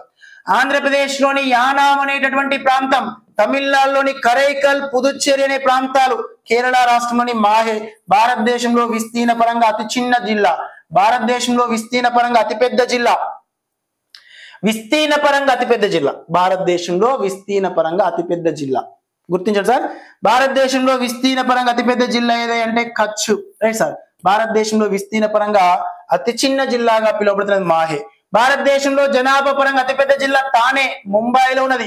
మనవాడు ముంబై టు తానేకి మొట్టమొదటి ట్రైన్ వేసింది కదా, ఈ ట్రైన్ వేసిన తర్వాత వీళ్ళకి కంప్లీట్ గా ఎక్కువ మొత్తంలో జనాభా పెరిగిపోయింది అనమాట. ట్రాన్స్పోర్ట్ సిస్టమ్ ఎక్కువ ఉంటే వలసవాది ప్రాంతాలు, వలసలు ఎక్కువ మొత్తంలో జరిగిపోయి థానేలో కంప్లీట్ పాపులేషన్ పెరిగిపోయింది. రైట్ సార్, రిమైనింగ్ మాహే జనాభా విస్తీర్ణ పరంగా చిన్నది, విస్తీర్ణ పరంగా పెద్దది కచ్ అయితే, జనాభా పరంగా పెద్దది తానే అయితే, జనాభా పరంగా చిన్నది దిబాంగ్ లోయ. రైట్ సార్, ఇది అరుణాచల్ ప్రదేశ్ రాష్ట్రంలో ఉన్నది. రైట్ మిత్రమా, ఇవి కొంచెం గుర్తు పెట్టుకోండి సార్, ప్రీవియస్ కాలంలో పదే అడుగుతున్నాడు. ఇక్కడ అండమాన్ నికోబార్ దీవులు, అండమాన్ నికోబార్ దీవుల యొక్క రాజధాని ఇటీవల కాలంలో పోర్ట్ బ్లేర్ ని కాస్త శ్రీ విజయపురంగా మార్చాం. శ్రీ విజయపురం మర్చిపోవద్దు, మర్చిపోతే రేపు తర్వాత కాలం అన్ని మర్చిపోవచ్చు సార్.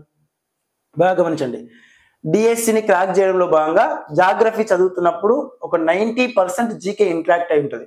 మీరు డీకే కోసం మళ్ళీ ప్రత్యేకమైన పుస్తకాలు చదవాల్సిన అవసరం లేదు. Right sir, sir TET only qualified అర్హత పరీక్ష మాత్రమే, కానీ టెట్ లో వచ్చే స్కోర్ రేపు డిఎస్సిని డిసైడ్ చేస్తుంది. కాకపోతే ఇక్కడ టెట్ తో పాటు డిఎస్సిని కూడా మనం సేమ్ సిలబస్ చదువుతున్నాం కాబట్టి కొంచెం ఎక్స్ట్రా న్యూస్ పేపర్ చదువుతున్నప్పుడు ఇలా పడేయండి. రైట్ సార్, పడేస్తే సరిపోతుంది. అందులో అండమాన్ నికోబార్ రాజధాని పోర్ట్ బ్లేర్, దాని యొక్క రాజధాని పోర్ట్ బ్లేర్ ని ఇటీవల కాలంలో మన కేంద్ర ప్రభుత్వం శ్రీ విజయపురంగా మార్చింది. రైట్ సార్, ఈ అండమాన్ నికోబార్ దీవులోని ప్రీవియస్ కాలంలో మన టెట్లో అడిగిన ప్రశ్న, భారతదేశంలో 2 అగ్నిపర్వతాలు ఉన్నాయి. మీ మాదిరిగా వెరీ యాక్టివేటెడ్ వాల్కోన్స్, బాగా క్రియాశీలకమైనటువంటిది, ఎక్కువ యాక్టివ్ గా ఉండే వాల్కోన్స్ ఉన్నవి. అందులో భారతదేశంలో ఉన్న 2 అగ్నిపర్వతాల్లో ఒకటి మీ మాదిరిగా క్రియాశీలకంగా ఎప్పుడు యాక్టివ్ గా ఉండేటటువంటి బారెన్ అనే అగ్నిపర్వతం విస్తరించినది. బారెన్, ఈ బారెన్ అనే అగ్నిపర్వతం మీకు మాదిరిగా క్రియాశీలక రకానికి చెందినది. రైట్ సార్, రిమైనింగ్ ఇంకోటి నార్కోండం అనే అగ్నిపర్వతం ఉన్నది. ఇది నార్కోండం అనేది విలుప్త రకానికి చెందినది, అంటే తిరిగి పేలే స్వభావం లేదు, డియాక్టివేటెడ్ వాల్కోన్స్. రైట్ సార్, ఇక అప్పుడప్పుడు పేలుతూ అప్పుడప్పుడు పేలే స్వభావం కలిగి లేని ఉంటవి నాలాగా, అట్లాంటి వాటిని నిద్రావస్థలో ఉన్న అగ్నిపర్వతాలు అంటాం. ఈ తరహా మనకున్న అగ్నిపర్వతాల్లో అండమాన్ నికోబార్ దీవుల్లో బారెన్ అనే అగ్నిపర్వతం, నార్కోండం అనే అగ్నిపర్వతాలు విస్తరించినవి ప్రీవియస్ ప్రశ్న. Remaining Daman Diu, Dadra Nagar Haveli. Right sir. భారతదేశంలో చివరగా ఏర్పడ్డ కేంద్ర పాలిత ప్రాంతం జనవరి 20, 2026. సో జనవరి 26, 2020 సంవత్సరంలో కొత్తగా భారతదేశంలో ఏర్పడ్డ రాజకీయ విభాగంగా డామన్ డయ్యూ, దాద్రా నగర్ హవేలీ పేర్కొన్న మిత్రమా. ఇది గుజరాత్ ప్లస్ మహారాష్ట్ర తీర ప్రాంతంలో ఉంటుంది. ఇక్కడ క్వశ్చన్ కి రైట్ ఆన్సర్ గమనిస్తే ఎస్. ఒకసారి చూడండి సార్, మనకి కవరత్తికి పోవాలంటే ఎటు పోవాలి సార్? లక్షద్వీపులకు పోవాలి. రైట్ సార్, గమనించండి. ఎస్, క్లియర్ కదా వన్స్ మిత్రమా. ఓకే, నెక్స్ట్ ఒకసారి గమనించండి సార్. నా స్నేహితుడు భారతదేశంతో భూసరిహద్దును పంచుకొని దేశం నుండి వచ్చాడు, ఆ దేశాన్ని గుర్తించండి. రైట్ సార్, ఒకసారి గమనించండి సార్. ఎస్, వాళ్ళ స్నేహితుడు భారతదేశంతో భూసరిహద్దు లేనటువంటి దేశం నుంచి వచ్చినట. రైట్ సార్, మరి వాడు ఎందుకు వచ్చినా మనకు తెలియదు, కాకపోతే చూసిపోతాను వచ్చినట్టాడు. రైట్ సార్, కానీ మనమేమో డిఎస్సి ప్రిపరేషన్ లో టెట్ ప్రిపరేషన్ ఉన్నాడు. వాడు వస్తే మాట మర్యాద మన దగ్గర ఏముండదు. రైట్ సార్, ఇక ఇప్పుడు మర్యాద చేసుకుంటే ఏముంటాం కానీ, కాకపోతే వాడు వచ్చినోడు ఏమో గుర్తించి సరిపోతుంది మన కాన్సెప్ట్. Right sir, yes. ఒకసారి సార్, నా స్నేహితుడు భారతదేశంతో భూసరిహద్దును పంచుకొని దేశం నుండి వచ్చాడు, ఆ దేశాన్ని గుర్తించండి అన్నాడు. రైట్ సార్, భారతదేశంతో భూసరిహద్దును పంచుకొని దేశంతో వచ్చినట. మన భారతదేశంతో సరిహద్దు పంచుకున్న దేశాల్లో పాకిస్తాన్, ఆఫ్ఘనిస్తాన్, చైనా, నేపాల్, భూటాన్, మయన్మార్, బంగ్లాదేశ్. ఇక వీళ్ళంతా కూడా భూసరిహద్దును పంచుకుంటున్నారు. దాంతో పాటుగా మాల్దీవులు, లక్షద్వీపులు, ఇండోనేషియా, ఈ ప్రాంతాలు అయితే దాంతో పాటు శ్రీలంక. రైట్ సార్, ఇవి కొంతవరకు గమనిస్తే మిత్రమా భారతదేశం యొక్క భూభాగంతో జల సరిహద్దును పంచుకుంటున్నవి. రైట్ సార్, మాల్దీవులు, లక్షద్వీపులు, ఇండోనేషియా ప్లస్ శ్రీలంక ఇవి జల సరిహద్దును పంచుకున్నవి. పాకిస్తాన్ కి బంగ్లాదేశ్ రెండు కూడా జల సరిహద్దును పంచుకుంటున్నవి, భూ సరిహద్దును పంచుకుంటున్నవి, రెండింటినీ కలిగి ఉన్నవి. రైట్ సార్, మరి ఇందులో బంగ్లాదేశ్ రెండు ఉన్నవి. ఇక్కడ నేపాల్ దేశం అయితే భూ సరిహద్దును పంచుకుంటుంది, ఈ యొక్క భూటాన్ అయితే భూ సరిహద్దు పంచుకుంటుంది. ఈ తజికిస్తాన్ అనేవాడు పక్క నుంచి వచ్చాడు, వాడికి మనకు సంబంధం లేదు. Right sir, yes yes. విన్ని అప్రాక్సిమేట్లీ మనోడు కూడా గూగుల్ మ్యాప్ లో చూసుకుంటూ రావచ్చు. కాకపోతే వచ్చినోడు వచ్చింది కానీ మనం ప్రిపరేషన్ ఉన్న విషయం తెలుసుకోకుండా వచ్చింది అనమాట.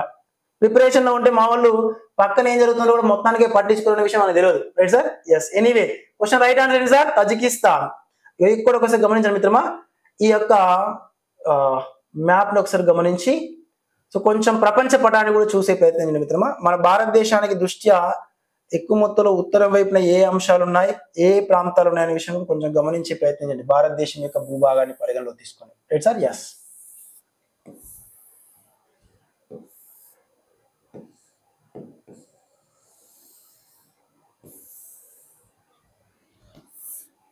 అయ్యా కనిపిస్తుందా?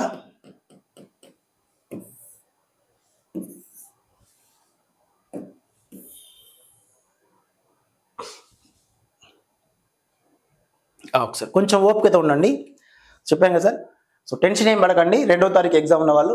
సో మీరు చదివినటువంటి ఏరియాస్ నుంచే ప్రశ్నలు వస్తాయి. రైట్ సార్, ఇంకా బయట నుంచి ఎక్కడి నుంచి రావు, అందులో టెక్స్ట్ బుక్ నుంచి వస్తాయి. బాగా గమనించండి, మీరు చదువుతున్న పీడిఎఫ్లు కానీ రాస్తున్న ఎగ్జామ్స్ కానీ వేరే బయట కానీ మన యాప్లో కానీ ఇంకా మీరు నార్మల్గా మీ ప్రిపరేషన్ ఎవరైతే ఉన్నారో మీరు చదివిన ఏరియాస్ నుంచి వస్తుంది. కాకపోతే ఒకటి మాత్రం గమనించండి మిత్రమా, మనం ఎంతకాలం చదివాము, ఎన్ని రోజులు చదివాము, ఎన్ని గంటలు చదివిన విషయంతో పక్కన పెడితే 2.5 గంటల అట్మాస్ఫియర్లో ప్రజెంటేషన్ ఎంత పర్ఫెక్ట్గా ఇచ్చామనేది ముఖ్యం. ఆ ప్రజెంటేషన్ పర్ఫెక్ట్గా ఉండడం కోసం కొంచెం మీరు ఫ్రీ మైండెడ్గా ఒకటి మైండ్ సెట్ క్రియేట్ చేసుకోండి. ఈ 4 నెలలు 3 నెలలు నోటిఫికేషన్ నిమిత్తం గతంలో డిఎస్సి మిస్ అయిన తర్వాత మళ్ళీ టెట్లో ఎక్కువ స్కోర్ రావడం కోసం నా మిత్రునికి నాకు మధ్య టెట్ స్కోరే డిసైడింగ్ ఫ్యాక్టర్ అయింది. 110, 119, 118, 117, 105 మ్యాక్సిమము ఒక 105 కంటే ఎబో స్కోర్ ఉన్న వాళ్ళే మొన్న రీసెంట్ డిఎస్సిలో ఎక్కువ మొత్తంలో స్కోర్ తీసుకొచ్చి డిఎస్సి అంటే డిసైడ్ చేసింది అనమాట. DSC deciding factor TET score అని చెప్పేసి క్లారిటీ తెలిసిపోయింది. మనకు టెట్ స్కోర్ లో ఎక్కువ మొత్తం మాక్సిమం ఒక 120 కంటే ఎక్కువ వచ్చినట్టే చూసుకోవాలి తప్ప తక్కువ వచ్చినట్టు చూడొద్దు. అందుకోసం మీ చదివిన సబ్జెక్ట్ ని కంప్లీట్ గా ప్రజెంటేషన్ ఇచ్చినట్టు చూడాలి. అందులో ఏ అంశాలను ఎక్కువ మొత్తంలో ముందుకు ఇవ్వాలి, ఎగ్జామ్ ప్యాటర్న్ లో ఏ విధంగా చేయాలనే విషయాన్ని కూడా మనం ఒకసారి కోర్సులో డిస్కస్ చేసే ప్రయత్నం చేద్దాం మిత్రమా.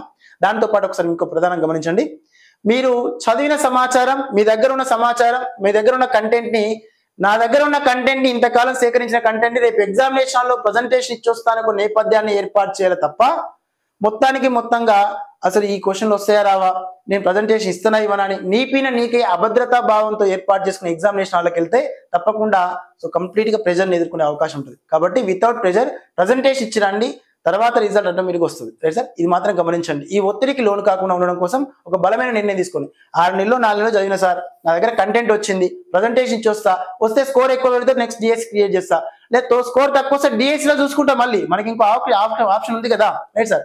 ఆప్షన్ ఉంది కాబట్టి ముందుకెళ్లే ప్రయత్నం చేయాలి, రైట్ సార్. వ్యవసాయం చేస్తాం సార్, మన అమ్మ నాన్న వాళ్ళు మొదటిసారి కల్టివేషన్ చేసినప్పుడు కొంచెం ఎక్కువ మొత్తంలో పొలం అనేది పర్ఫెక్ట్ రాకపోతే ఇప్పుడు కాకపోతే మరోసారి మళ్ళీ కల్టివేషన్ చేసే ప్రయత్నం చేస్తారు, రైట్ సార్.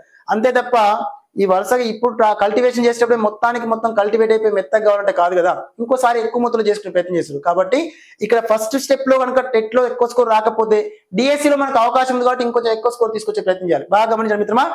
ఒక డిఎస్సికి సంబంధించినటువంటి మార్క్ ఏదైతుందో మీకు టెట్ లో 7 మార్కులు పెరిగితే డిఎస్సి లో 1 మార్క్ వస్తుంది, 1 మార్క్ కలుస్తుంది. కాబట్టి ఈ టెట్ కు సంబంధించినటువంటి స్కోర్ కనుక మీరు ఏమైనా లాస్ అయి ఉంటే, ప్రజెంటేషన్ ఇవ్వకపోయి ఉంటే, ఓ 7 మార్కులు తక్కువ వచ్చినవి, నాకు 120 వస్తా అనుకున్నోనికి కంప్లీట్ గా నాకు 99 వచ్చినాయి సార్ అంటే 99 అంటే అప్రాక్సిమేట్ 21 మార్కులు తక్కువ వచ్చినాయి. 21 మార్కులు తక్కువ వచ్చినాయి అంటే 3 డిఎస్సి మార్కులు తక్కువ. మరి అందరికంటే ఎక్కువ మొత్తంలో డిఎస్సి లో 6 ప్రశ్నలకు ఎక్కువ గుర్తించరాదు. 6 ప్రశ్నలకి డిఎస్సి లో ఎక్కువ ఆన్సర్ గుర్తిస్తే ఈ టెట్ 121 స్కోర్ ఉన్నట్టే కదా నీకు, రైట్ సార్. కాబట్టి ఇక్కడ ఆప్షన్ మిస్ అయితే సెకండ్ ఆప్షన్ మనకి ఇంకోటి ఉంది. కాబట్టి ప్రెజర్ ఫీల్ అవ్వద్దు. తెలిసిన సమాచారాన్ని ఉన్న కంటెంట్ తీసుకుపోయి ప్రజెంటేషన్ ఇచ్చే ప్రయత్నం చేయండి. 100కి 100% ప్రజెంట్ ఇస్తారు. ప్రజెంటేషన్ ఇవ్వడంలో భాగంగా టెస్ట్ సిరీస్ చాలా కీలకం మిత్రమా. మీరు మన దగ్గరనే కాదు, మీరు బుక్ లో ఉన్నా కూడా బయట ఉన్నా కూడా ఎగ్జామ్స్ రాయండి. మన దగ్గర ఎగ్జామ్స్ అనేవి కంప్లీట్ గా ప్రీవియస్ ప్రశ్న పత్రాల ఆధారంగా చేసుకుని పదే అడుగుతున్న నేపథ్యం దృష్ట్యా ప్రశ్నల యొక్క సరైన పరిగణలో తీసుకుని ప్రజెంటేషన్ ఇవ్వడం జరుగుతుంది. మేము చెప్తున్నాం సార్, 100కి 100% షూరిటీ ఇస్తున్నాం మీకు. మన ఎగ్జామ్ సిరీస్ కనుక రాసినట్లయితే 100కి 100% 120 క్రాస్ చేయొచ్చు. 120 ప్లస్ వస్తుంది తప్ప తక్కువ రావు, రైట్ సార్. ఎందుకంటే కంప్లీట్ ఏరియాస్ అన్ని కవర్ చేసుకుంటూ వచ్చాం. ఒక్కసారి ఇక్కడ గమనించండి. భారతదేశం చుట్టూ ఉన్న దేశాల దృష్ట్యా, పొరుగు దేశాల దృష్ట్యా ఈ పాకిస్తాన్, ఇస్తాన్ అనే ఏరియాలు గమనిస్తే ఇక్కడ పాకిస్తాన్, తర్వాత ఆఫ్ఘనిస్తాన్, పాకిస్తాన్ తర్వాత ఏమన్నా సార్ ఆఫ్ఘనిస్తాన్, తర్వాత తుర్కిస్తాన్, తర్వాత ఉజ్బెకిస్తాన్, ఇక్కడ తజికిస్తాన్ విస్తరించింది, తర్వాత కిర్గిస్తాన్ విస్తరించింది, రైట్ సార్. ఈ భారతదేశానికి కింది నుంచి ఉత్తరం వైపు పోతున్న కొలది మొదటగా పాకిస్తాన్ ఉంటుంది, రైట్ సార్. పాకిస్తాన్ తర్వాత ఏముంటది అంటే తజికిస్తాన్ వస్తుంది. ఎవరు వస్తారు సార్? తజికిస్తాన్. తజికిస్తాన్ తర్వాత ఎవరు వస్తాయి అంటే ఆఫ్ఘనిస్తాన్ వస్తుంది. ఆఫ్ఘనిస్తాన్ తర్వాత ఫస్ట్ పాకిస్తాన్ తర్వాత ఆఫ్ఘనిస్తాన్, ఆఫ్ఘనిస్తాన్ తర్వాత తజికిస్తాన్ తర్వాత కిర్గిస్తాన్, తర్వాత ఉజ్బెకిస్తాన్, రైట్ సార్. ఈ తరహా దక్షిణం నుంచి ఉత్తరానికి, ఉత్తరం నుంచి దక్షిణానికి గమనిస్తే పాకిస్తాన్, ఆఫ్ఘనిస్తాన్, ప్రధానంగా Tajikistan, next Kyrgyzstan, Uzbekistan, Turkistan, ఇవి మనకి ఇస్తాన్ అనే ఏరియాలు మొత్తం కూడా, రైట్ సార్. మధ్య ఆసియా ప్రాంతానికి చెందిన ప్రధాన భూభాగం కిందికి వస్తుంది. ఈ యొక్క పశ్చిమాసియా ప్రాంతానికి చెందిన ప్రధానమైన భూభాగ దృష్ట్యా ఇస్తాన్ అనే దేశాలను ఒకసారి గుర్తుపెట్టుకునే ప్రయత్నం చేయాలి. ముఖ్యంగా టెట్ మరియు డిఎస్ దృష్ట్యా వీటిని పరిగణలో తీసుకుని గుర్తుపెట్టుకునే ప్రయత్నం చేయాలి. ఒకసారి మ్యాప్ పాయింటింగ్ చూడండి. భారతదేశం చుట్టూ ఉన్న పొరుగు దేశాల దృష్ట్యా, రైట్ సార్. రిమైనింగ్ మళ్ళీ మన సముద్ర ప్రవాహాల గురించి మాట్లాడేటప్పుడు ఇంకా క్లారిటీ వస్తుంది మిత్రమా. ఒకసారి గమనించి ఇక్కడ ఒకసారి చూస్తే నెక్స్ట్ ఇక్కడ క్వశ్చన్ కి ఆన్సర్ గమనించండి సార్. నెక్స్ట్ 3 వైపులా సముద్రం సరిహద్దుగా ఉన్న భూభాగాన్ని ఇలా పిలుస్తారు. ఏదైనా ఒక జలభాగానికి 3 వైపులా గనక జలభాగం ఉంటే, ఒక భూభాగానికి చుట్టూ జలభాగం ఉంటే దీన్ని ద్వీపము అంటాం, లేదా దీవి అంటాం, లేదా ఐలాండ్ అంటాం. ఇప్పటికీ ప్రపంచంలో అతిపెద్ద దీవిగా పిలువబడుతున్నది గ్రీన్లాండ్. ఈ గ్రీన్లాండ్ ని కలాడి మానట్ అని పేర్కొన్నాం, రైట్ సార్. ప్రపంచంలో అతిపెద్ద ద్వీపంగా పిలువబడుతున్నది. ప్రపంచంలో 2 లేదా అంతకంటే ఎక్కువ దీవుల యొక్క సముదాయం ఉంటే, 2 కంటే ఎక్కువ గనక దీవుల సముదాయం ఉంటే వీటిని ఆర్చిపెలాగో అంటారు. అలా ప్రపంచంలో అతిపెద్ద ఆర్చిపెలాగోగా ఇండోనేషియా అని పేర్కొన్నాం. ఏమన్నా సార్? ఇండోనేషియా రాజధాని జకర్తా అని పేర్కొన్నాం. పారిశ్రామిక రాజధానిగా 2024లో తూర్పు కాళీమంతన్గా ప్రకటించారు. రిమైనింగ్ ఏదైనా ఒక భూభాగానికి 3 వైపుల జలభాగం ఉంటే ద్వీపకల్పం లేదా పెనిన్సిల్లన్ ఏరియా అని పేర్కొంటాం, రైట్ సార్. ఇలా ప్రపంచంలో అతిపెద్ద ద్వీపకల్పంగా పిలువబడుతున్నది అరేబియన్ ద్వీపకల్పం. మరి ప్రపంచంలో 2వ అతిపెద్ద ద్వీపకల్పం కామెంట్ ప్లీజ్. ప్రపంచంలో 2వ అతిపెద్ద ద్వీపకల్పం ప్రీవియస్ ప్రశ్న ఒక్కసారి కామెంట్ చేయండి మిత్రమా. రైట్, గమనిస్తే అరేబియన్ ద్వీపకల్పం పెద్దది, రైట్ సార్. అందులో పెనిన్సిల్లన్ ఏరియా అని పేర్కొంటున్నాం. 3 వైపుల జలభాగం ఉండి ఒకవైపు భూభాగం ఉంటే పెనిన్సిల్లన్ ఏరియాగా పేర్కొంటున్నాం, right sir. Remaining ones question right answer వచ్చినప్పటికి థర్డ్ వన్. భారతదేశం యొక్క తూర్పు భాగంలో మయన్మార్ తో సరిహద్దుగా ఉన్న పర్వత శ్రేణులను సమిష్టిగా ఇలా పిలుస్తారు. భారతదేశం యొక్క తూర్పు భాగంలో మయన్మార్ తో సరిహద్దుగా ఉన్నది. మయన్మార్ యొక్క ప్రాచీన నామం, మయన్మార్ రాజధాని. Please comment. Right sir, Myanmar యొక్క రాజధాని కామెంట్ చేయండి సార్. మయన్మార్ తో సరిహద్దు కలిగిన పూర్వాంచల్ పర్వతాలు, అందులో అరుణాచల్ ప్రదేశ్, నాగాలాండ్, మణిపూర్, మిజోరాం ఈ రాష్ట్రాలతో సుమారు 1643 కిలోమీటర్ పొడవుతో సరిహద్దు పంచుకుంటుంది. మయన్మార్ కి భారత్ కు మధ్య కోకో ఛానల్ ఉన్నది. ఏ ఛానల్ ఉన్నది సార్? కోకో ఛానల్ ఉన్నది. దాంతో పాటుగా నాగా కొండలు ఉన్నవి, నాగా కొండలు. రైట్ సార్, దాంతో పాటు అరక్కన్ యోమా ప్రాంతం ఉన్నది, అరక్కన్ యోమా ప్రాంతం. ఇటీవల కాలంలో మనవాడు అడిగాను, నైరుతి ఋతుపవనాల దృష్ట్యా భారతదేశంలోకి రావడంలో భాగంగా ఈ మయన్మార్ లో ఉన్న తూర్పు హిమాలయాలు ఏవైతే ఉన్నాయో వాటిని ఢీకొట్టిన తర్వాతనే మన మయన్మార్ దేశం దృష్ట్యా ఈ యొక్క బంగాళాఖాతం గుండా పోతున్నటువంటి ఈ నైరుతి ఋతుపవనాలలో ఒక శాఖ అనేది ఈశాన్య భారతదేశం నుంచి డైవర్ట్ అయి మన ఉత్తర భారతదేశం వైపు వస్తుంది, ద్వీపకల్ప భారతదేశం వైపు. రైట్ సార్, అక్కడ ఏబి 2 ప్రతిపాదనలు వాస్తవం తెలుసుకోవచ్చు గ్రూప్ 2 పర్పస్ లో. అలా అడిగిన ప్రతిపాదన దృష్ట్యా ఈ యొక్క ప్రతిపాదనలు అన్ని కూడా మనకు టెక్స్ట్ బుక్ లో ఉంటవి మ్యాప్ పాయింటింగ్ ఆధారంగా. Right sir, yes. రెండో బహదూర్ షా రంగూన్ జైల్లో మరణించారు. రంగూన్ అన్నాం. రైట్ సార్, ఈ రంగూన్ అనేది బర్మా రాజధాని. బర్మా అంటే మయన్మార్ యొక్క ప్రాచీన నామకరణం బర్మా, బర్మా రాజధాని రంగూన్. మరి మయన్మార్ రాజధాని నౌ ప్రజెంట్ ఎస్ విన్నో 1989 లోనే పేరు మార్చిండ్రు. ఆ 1989 పక్కన నా బర్త్డే ఇయర్ అదే అనమాట, గుర్తుపెట్టుకోండి. Venkat sir birthday 1989. Right sir, గుర్తుపెట్టుకోవాలి. అట్లా మీకు మాక్సిమం వీలైనంత వరకు మీ పేర్లు కానీ వాళ్ళ పేర్లు వీళ్ళ పేర్లు గుర్తుపెట్టుకోండి. ఎస్, అఫ్ కోర్స్ చాలా చిన్నవాడిని సార్ నేనైతే, మీరు మామూలు అబ్బు మీ అంత పెద్దవాడిని ఏం కాదు, స్టిల్ 1989 అనుకోవచ్చు. కాకపోతే ఇంకో మైనస్ గా ఓ 4-5 అట్లా వెనుక మైనస్ వేసినా పర్లేదు, ప్లస్ వేసినా పర్లేదు, నేను యాక్సెప్ట్ చేస్తా, ఇబ్బంది ఏం లేదు. రైట్ సార్, ఒకసారి గమనించండి సార్. పూర్వాంచల్ పర్వతాలు భారతదేశంలో మొట్టమొదటిగా సూర్యుడు ఉదయించే ప్రాంతం కిచుతు అనే ప్రాంతం ఉంది. ఇక్కడే దిల్ఫా అనేటటువంటి కనుమ కూడా విస్తరించినది, దిల్ఫా అనే కనుమ. Right sir, yes. అయ్యా మయన్మార్ యొక్క రాజధాని ఎవరయ్యా? సతీష్. Right sir, yes.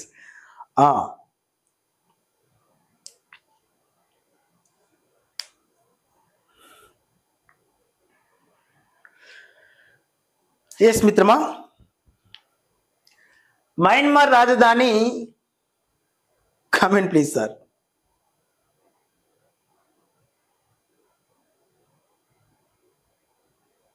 అయ్యా మయన్మార్ రాజధాని బర్మా రాజధాని రంగూన్ అయ్యా. అంగ్ సాన్ సూకీ మనకు సామాజిక విప్లవోద్యమాల్లో ఉంటుంది. Right sir, yes, 10th class పాఠ్యాంశంలో. నెప్యూడా. రైట్ సార్, నెప్యూడా అనేది మన యొక్క మయన్మార్ యొక్క నూతన రాజధాని, నెప్యూడా ఆర్ నెప్యూడా అంటాం. Right sir, very nice, nice nice. Raju గారు clear sir. Yes, next remaining ఒకసారి సార్. గోవాకు దక్షిణంగా ఉన్న పశ్చిమ తీర ప్రాంతాన్ని ఇలా సూచిస్తారు. గోవాకి పశ్చిమంగా ఉన్నటువంటి దక్షిణంగా ఉన్న పశ్చిమ తీర ప్రాంతం, గోవాకి దక్షిణంగా ఉన్న పశ్చిమ తీర ప్రాంతం. వన్స్ గమనించండి మిత్రమా.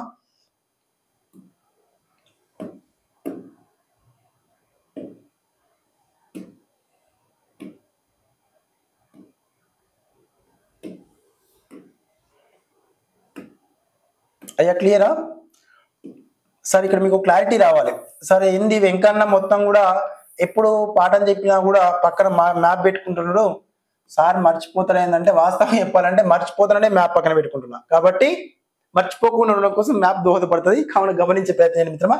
వన్స్ ఒకసారి గమనిస్తే మనవాడు ఏం చెప్తున్నాడు సార్? మనవాడు చెప్తున్నాడు ఏమని?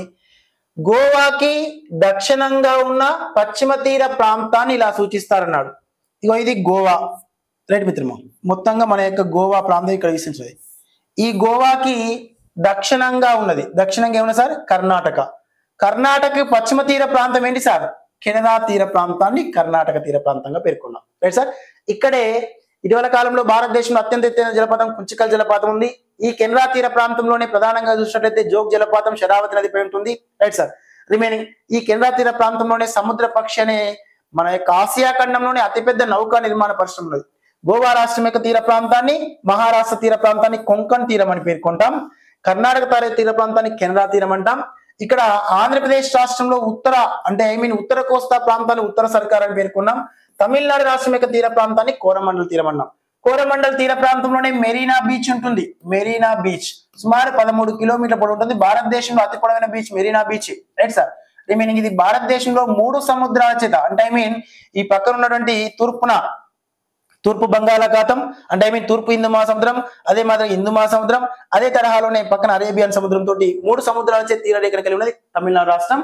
సుమారు 906 కిలోమీటర్ పొడవుతో ఉంటుంది. కొంకన్ తీర ప్రాంతం మహారాష్ట్ర ప్లస్ కేరళ, మన యొక్క మహారాష్ట్ర గోవా తీర ప్రాంతాన్ని కలిపి కొంకన్ అన్నాం. కొంకన్ తీర ప్రాంతంలో ముంబై ఓడరే ఉంది. ఇటీవల కాలంలో అటల్ సేతు వంతెన, సముద్ర ఆధారిత వంతెన ఈ యొక్క కొంకన్ నదిపై కొంకన్ తీర ప్రాంతంలో ఏర్పాటు చేశారు మహారాష్ట్రపై, నవీ ముంబై టు ముంబై. రిమైనింగ్ కెనరా తీర ప్రాంతంలో కర్ణాటక రాష్ట్రంలో విస్తరించింది. కేరళ తీర ప్రాంతాన్ని మలబార్ తీరం అని పేర్కొన్నాం, మలబార్ తీరం లేదా నిమజ్ తీరం అని. ఆంధ్రప్రదేశ్ తీర ప్రాంతాన్ని సర్కార్ తీరం అంటాం, ఒడిశా తీరాన్ని ఉత్కల్ తీరం అంటాం, పశ్చిమ బెంగాల్ తీర ప్రాంతాన్ని వంగా తీరం అనే పేరుతో పిలుస్తాం. Right sir. భారతదేశంలో ఎక్కువ తీరరేఖ అనేది గుజరాత్ రాష్ట్రమే. గుజరాత్ రాష్ట్రం యొక్క తీర ప్రాంతాన్ని కచ్ తీరం లేదా ఖాండ్లా తీరం అనే పేరుతో ప్రతిపాదిస్తాం. Right sir. ఇక్కడే ప్రీవియస్ ప్రశ్న అడిగారు మిత్రమా, టెట్లో దేశంలో ఇప్పటి వరకు టైడల్స్ పై ఆధారపడి పనిచేస్తున్న ఓడరేవు కాండ్లా ఓడరేవు ఇక్కడ ఉంటుంది. రిమైనింగ్ ఈ కాండ్లా తీర ప్రాంతంలో మనకి లోతాల్ ఓడరేవు విస్తరించుంది. సింధు నాగరికత కాలంలో ప్రసిద్ధిగాంచిన ఓడరేవు లోతాల్ ఓడరేవు కూడా ఇదే తీరంలో విస్తరించుంటుంది. Right sir. ఎస్. ఆ తరహా ఇచ్చిన ప్రతిపాదన మీదకి 8th క్వశ్చన్ రైట్ ఆన్సర్ ఏంటి అంటే, వన్స్ దక్షిణంగా ఉన్న పశ్చిమ తీర ప్రాంతం, గోవాకి దక్షిణంగా కర్ణాటక ఉంది, కర్ణాటక పశ్చిమ తీర ప్రాంతాన్ని ఏమన్నా సార్ కెనరా తీరం అని గుర్తుపెట్టుకోండి. Right sir. ఎస్. అంటే దీన్ని బట్టి మనకు మ్యాప్ పాయింట్ పైన అవగాహన ఉండాలి. తూర్పు కనుమల్లో ఎత్తైన శిఖరం is the most very very important మిత్రమా. భారతదేశం లోపల ఒక్కసారి గమనించండి, మనకున్నటువంటి పర్వత శిఖరాల దృష్ట్యా ఇక్కడ ఉన్నటువంటి హిమాలయ పర్వతాల్లో ఎత్తైన పర్వతాలు, ఈ ప్రాంతంలో ఉన్న ఆరావళి పర్వతాల్లో ఎత్తైన పర్వత శిఖరాలు, దాంతో పాటుగా ఇక్కడ వింధ్య, దాంతో పాటు సాత్పురా పర్వతాలు ఈ పక్కనే కనబడుతున్నాయి. మనకి కొంచెం పచ్చగా ఉంటాయి. ఎక్కువ వర్షపాతం నమోదవడం వల్ల, అత్యధిక ఉష్ణోగ్రత, అత్యధిక వర్షపాతం నమోదవడం వల్ల ఎల్లప్పుడూ పచ్చగా ఉండే సతతారితలను కలిగి ఉన్నవి. వీటిని పశ్చిమ కనుమలు అని పేర్కొన్నాం. పశ్చిమ కనుమల్లో ఎత్తైనటువంటి పర్వత శిఖరం. దాంతో పాటుగా తూర్పు వైపున ఎక్కువ సముద్ర తీర ప్రాంతాన్ని కలిగి ఉన్నటువంటి భూభాగాల దృష్ట్యా మనకి ఒడిశా రాష్ట్రంలో ఉన్నటువంటి మహానది నుంచి మొదలుకొని తూర్పున ఉన్నటువంటి హిమాలయ పర్వతాలు, తూర్పున ఉన్న పర్వతాలు ఉన్నాయి. వీటిని తూర్పు కనుమలు అన్నాం. తూర్పు కనుమల్లో ఎత్తైన పర్వత శిఖరం.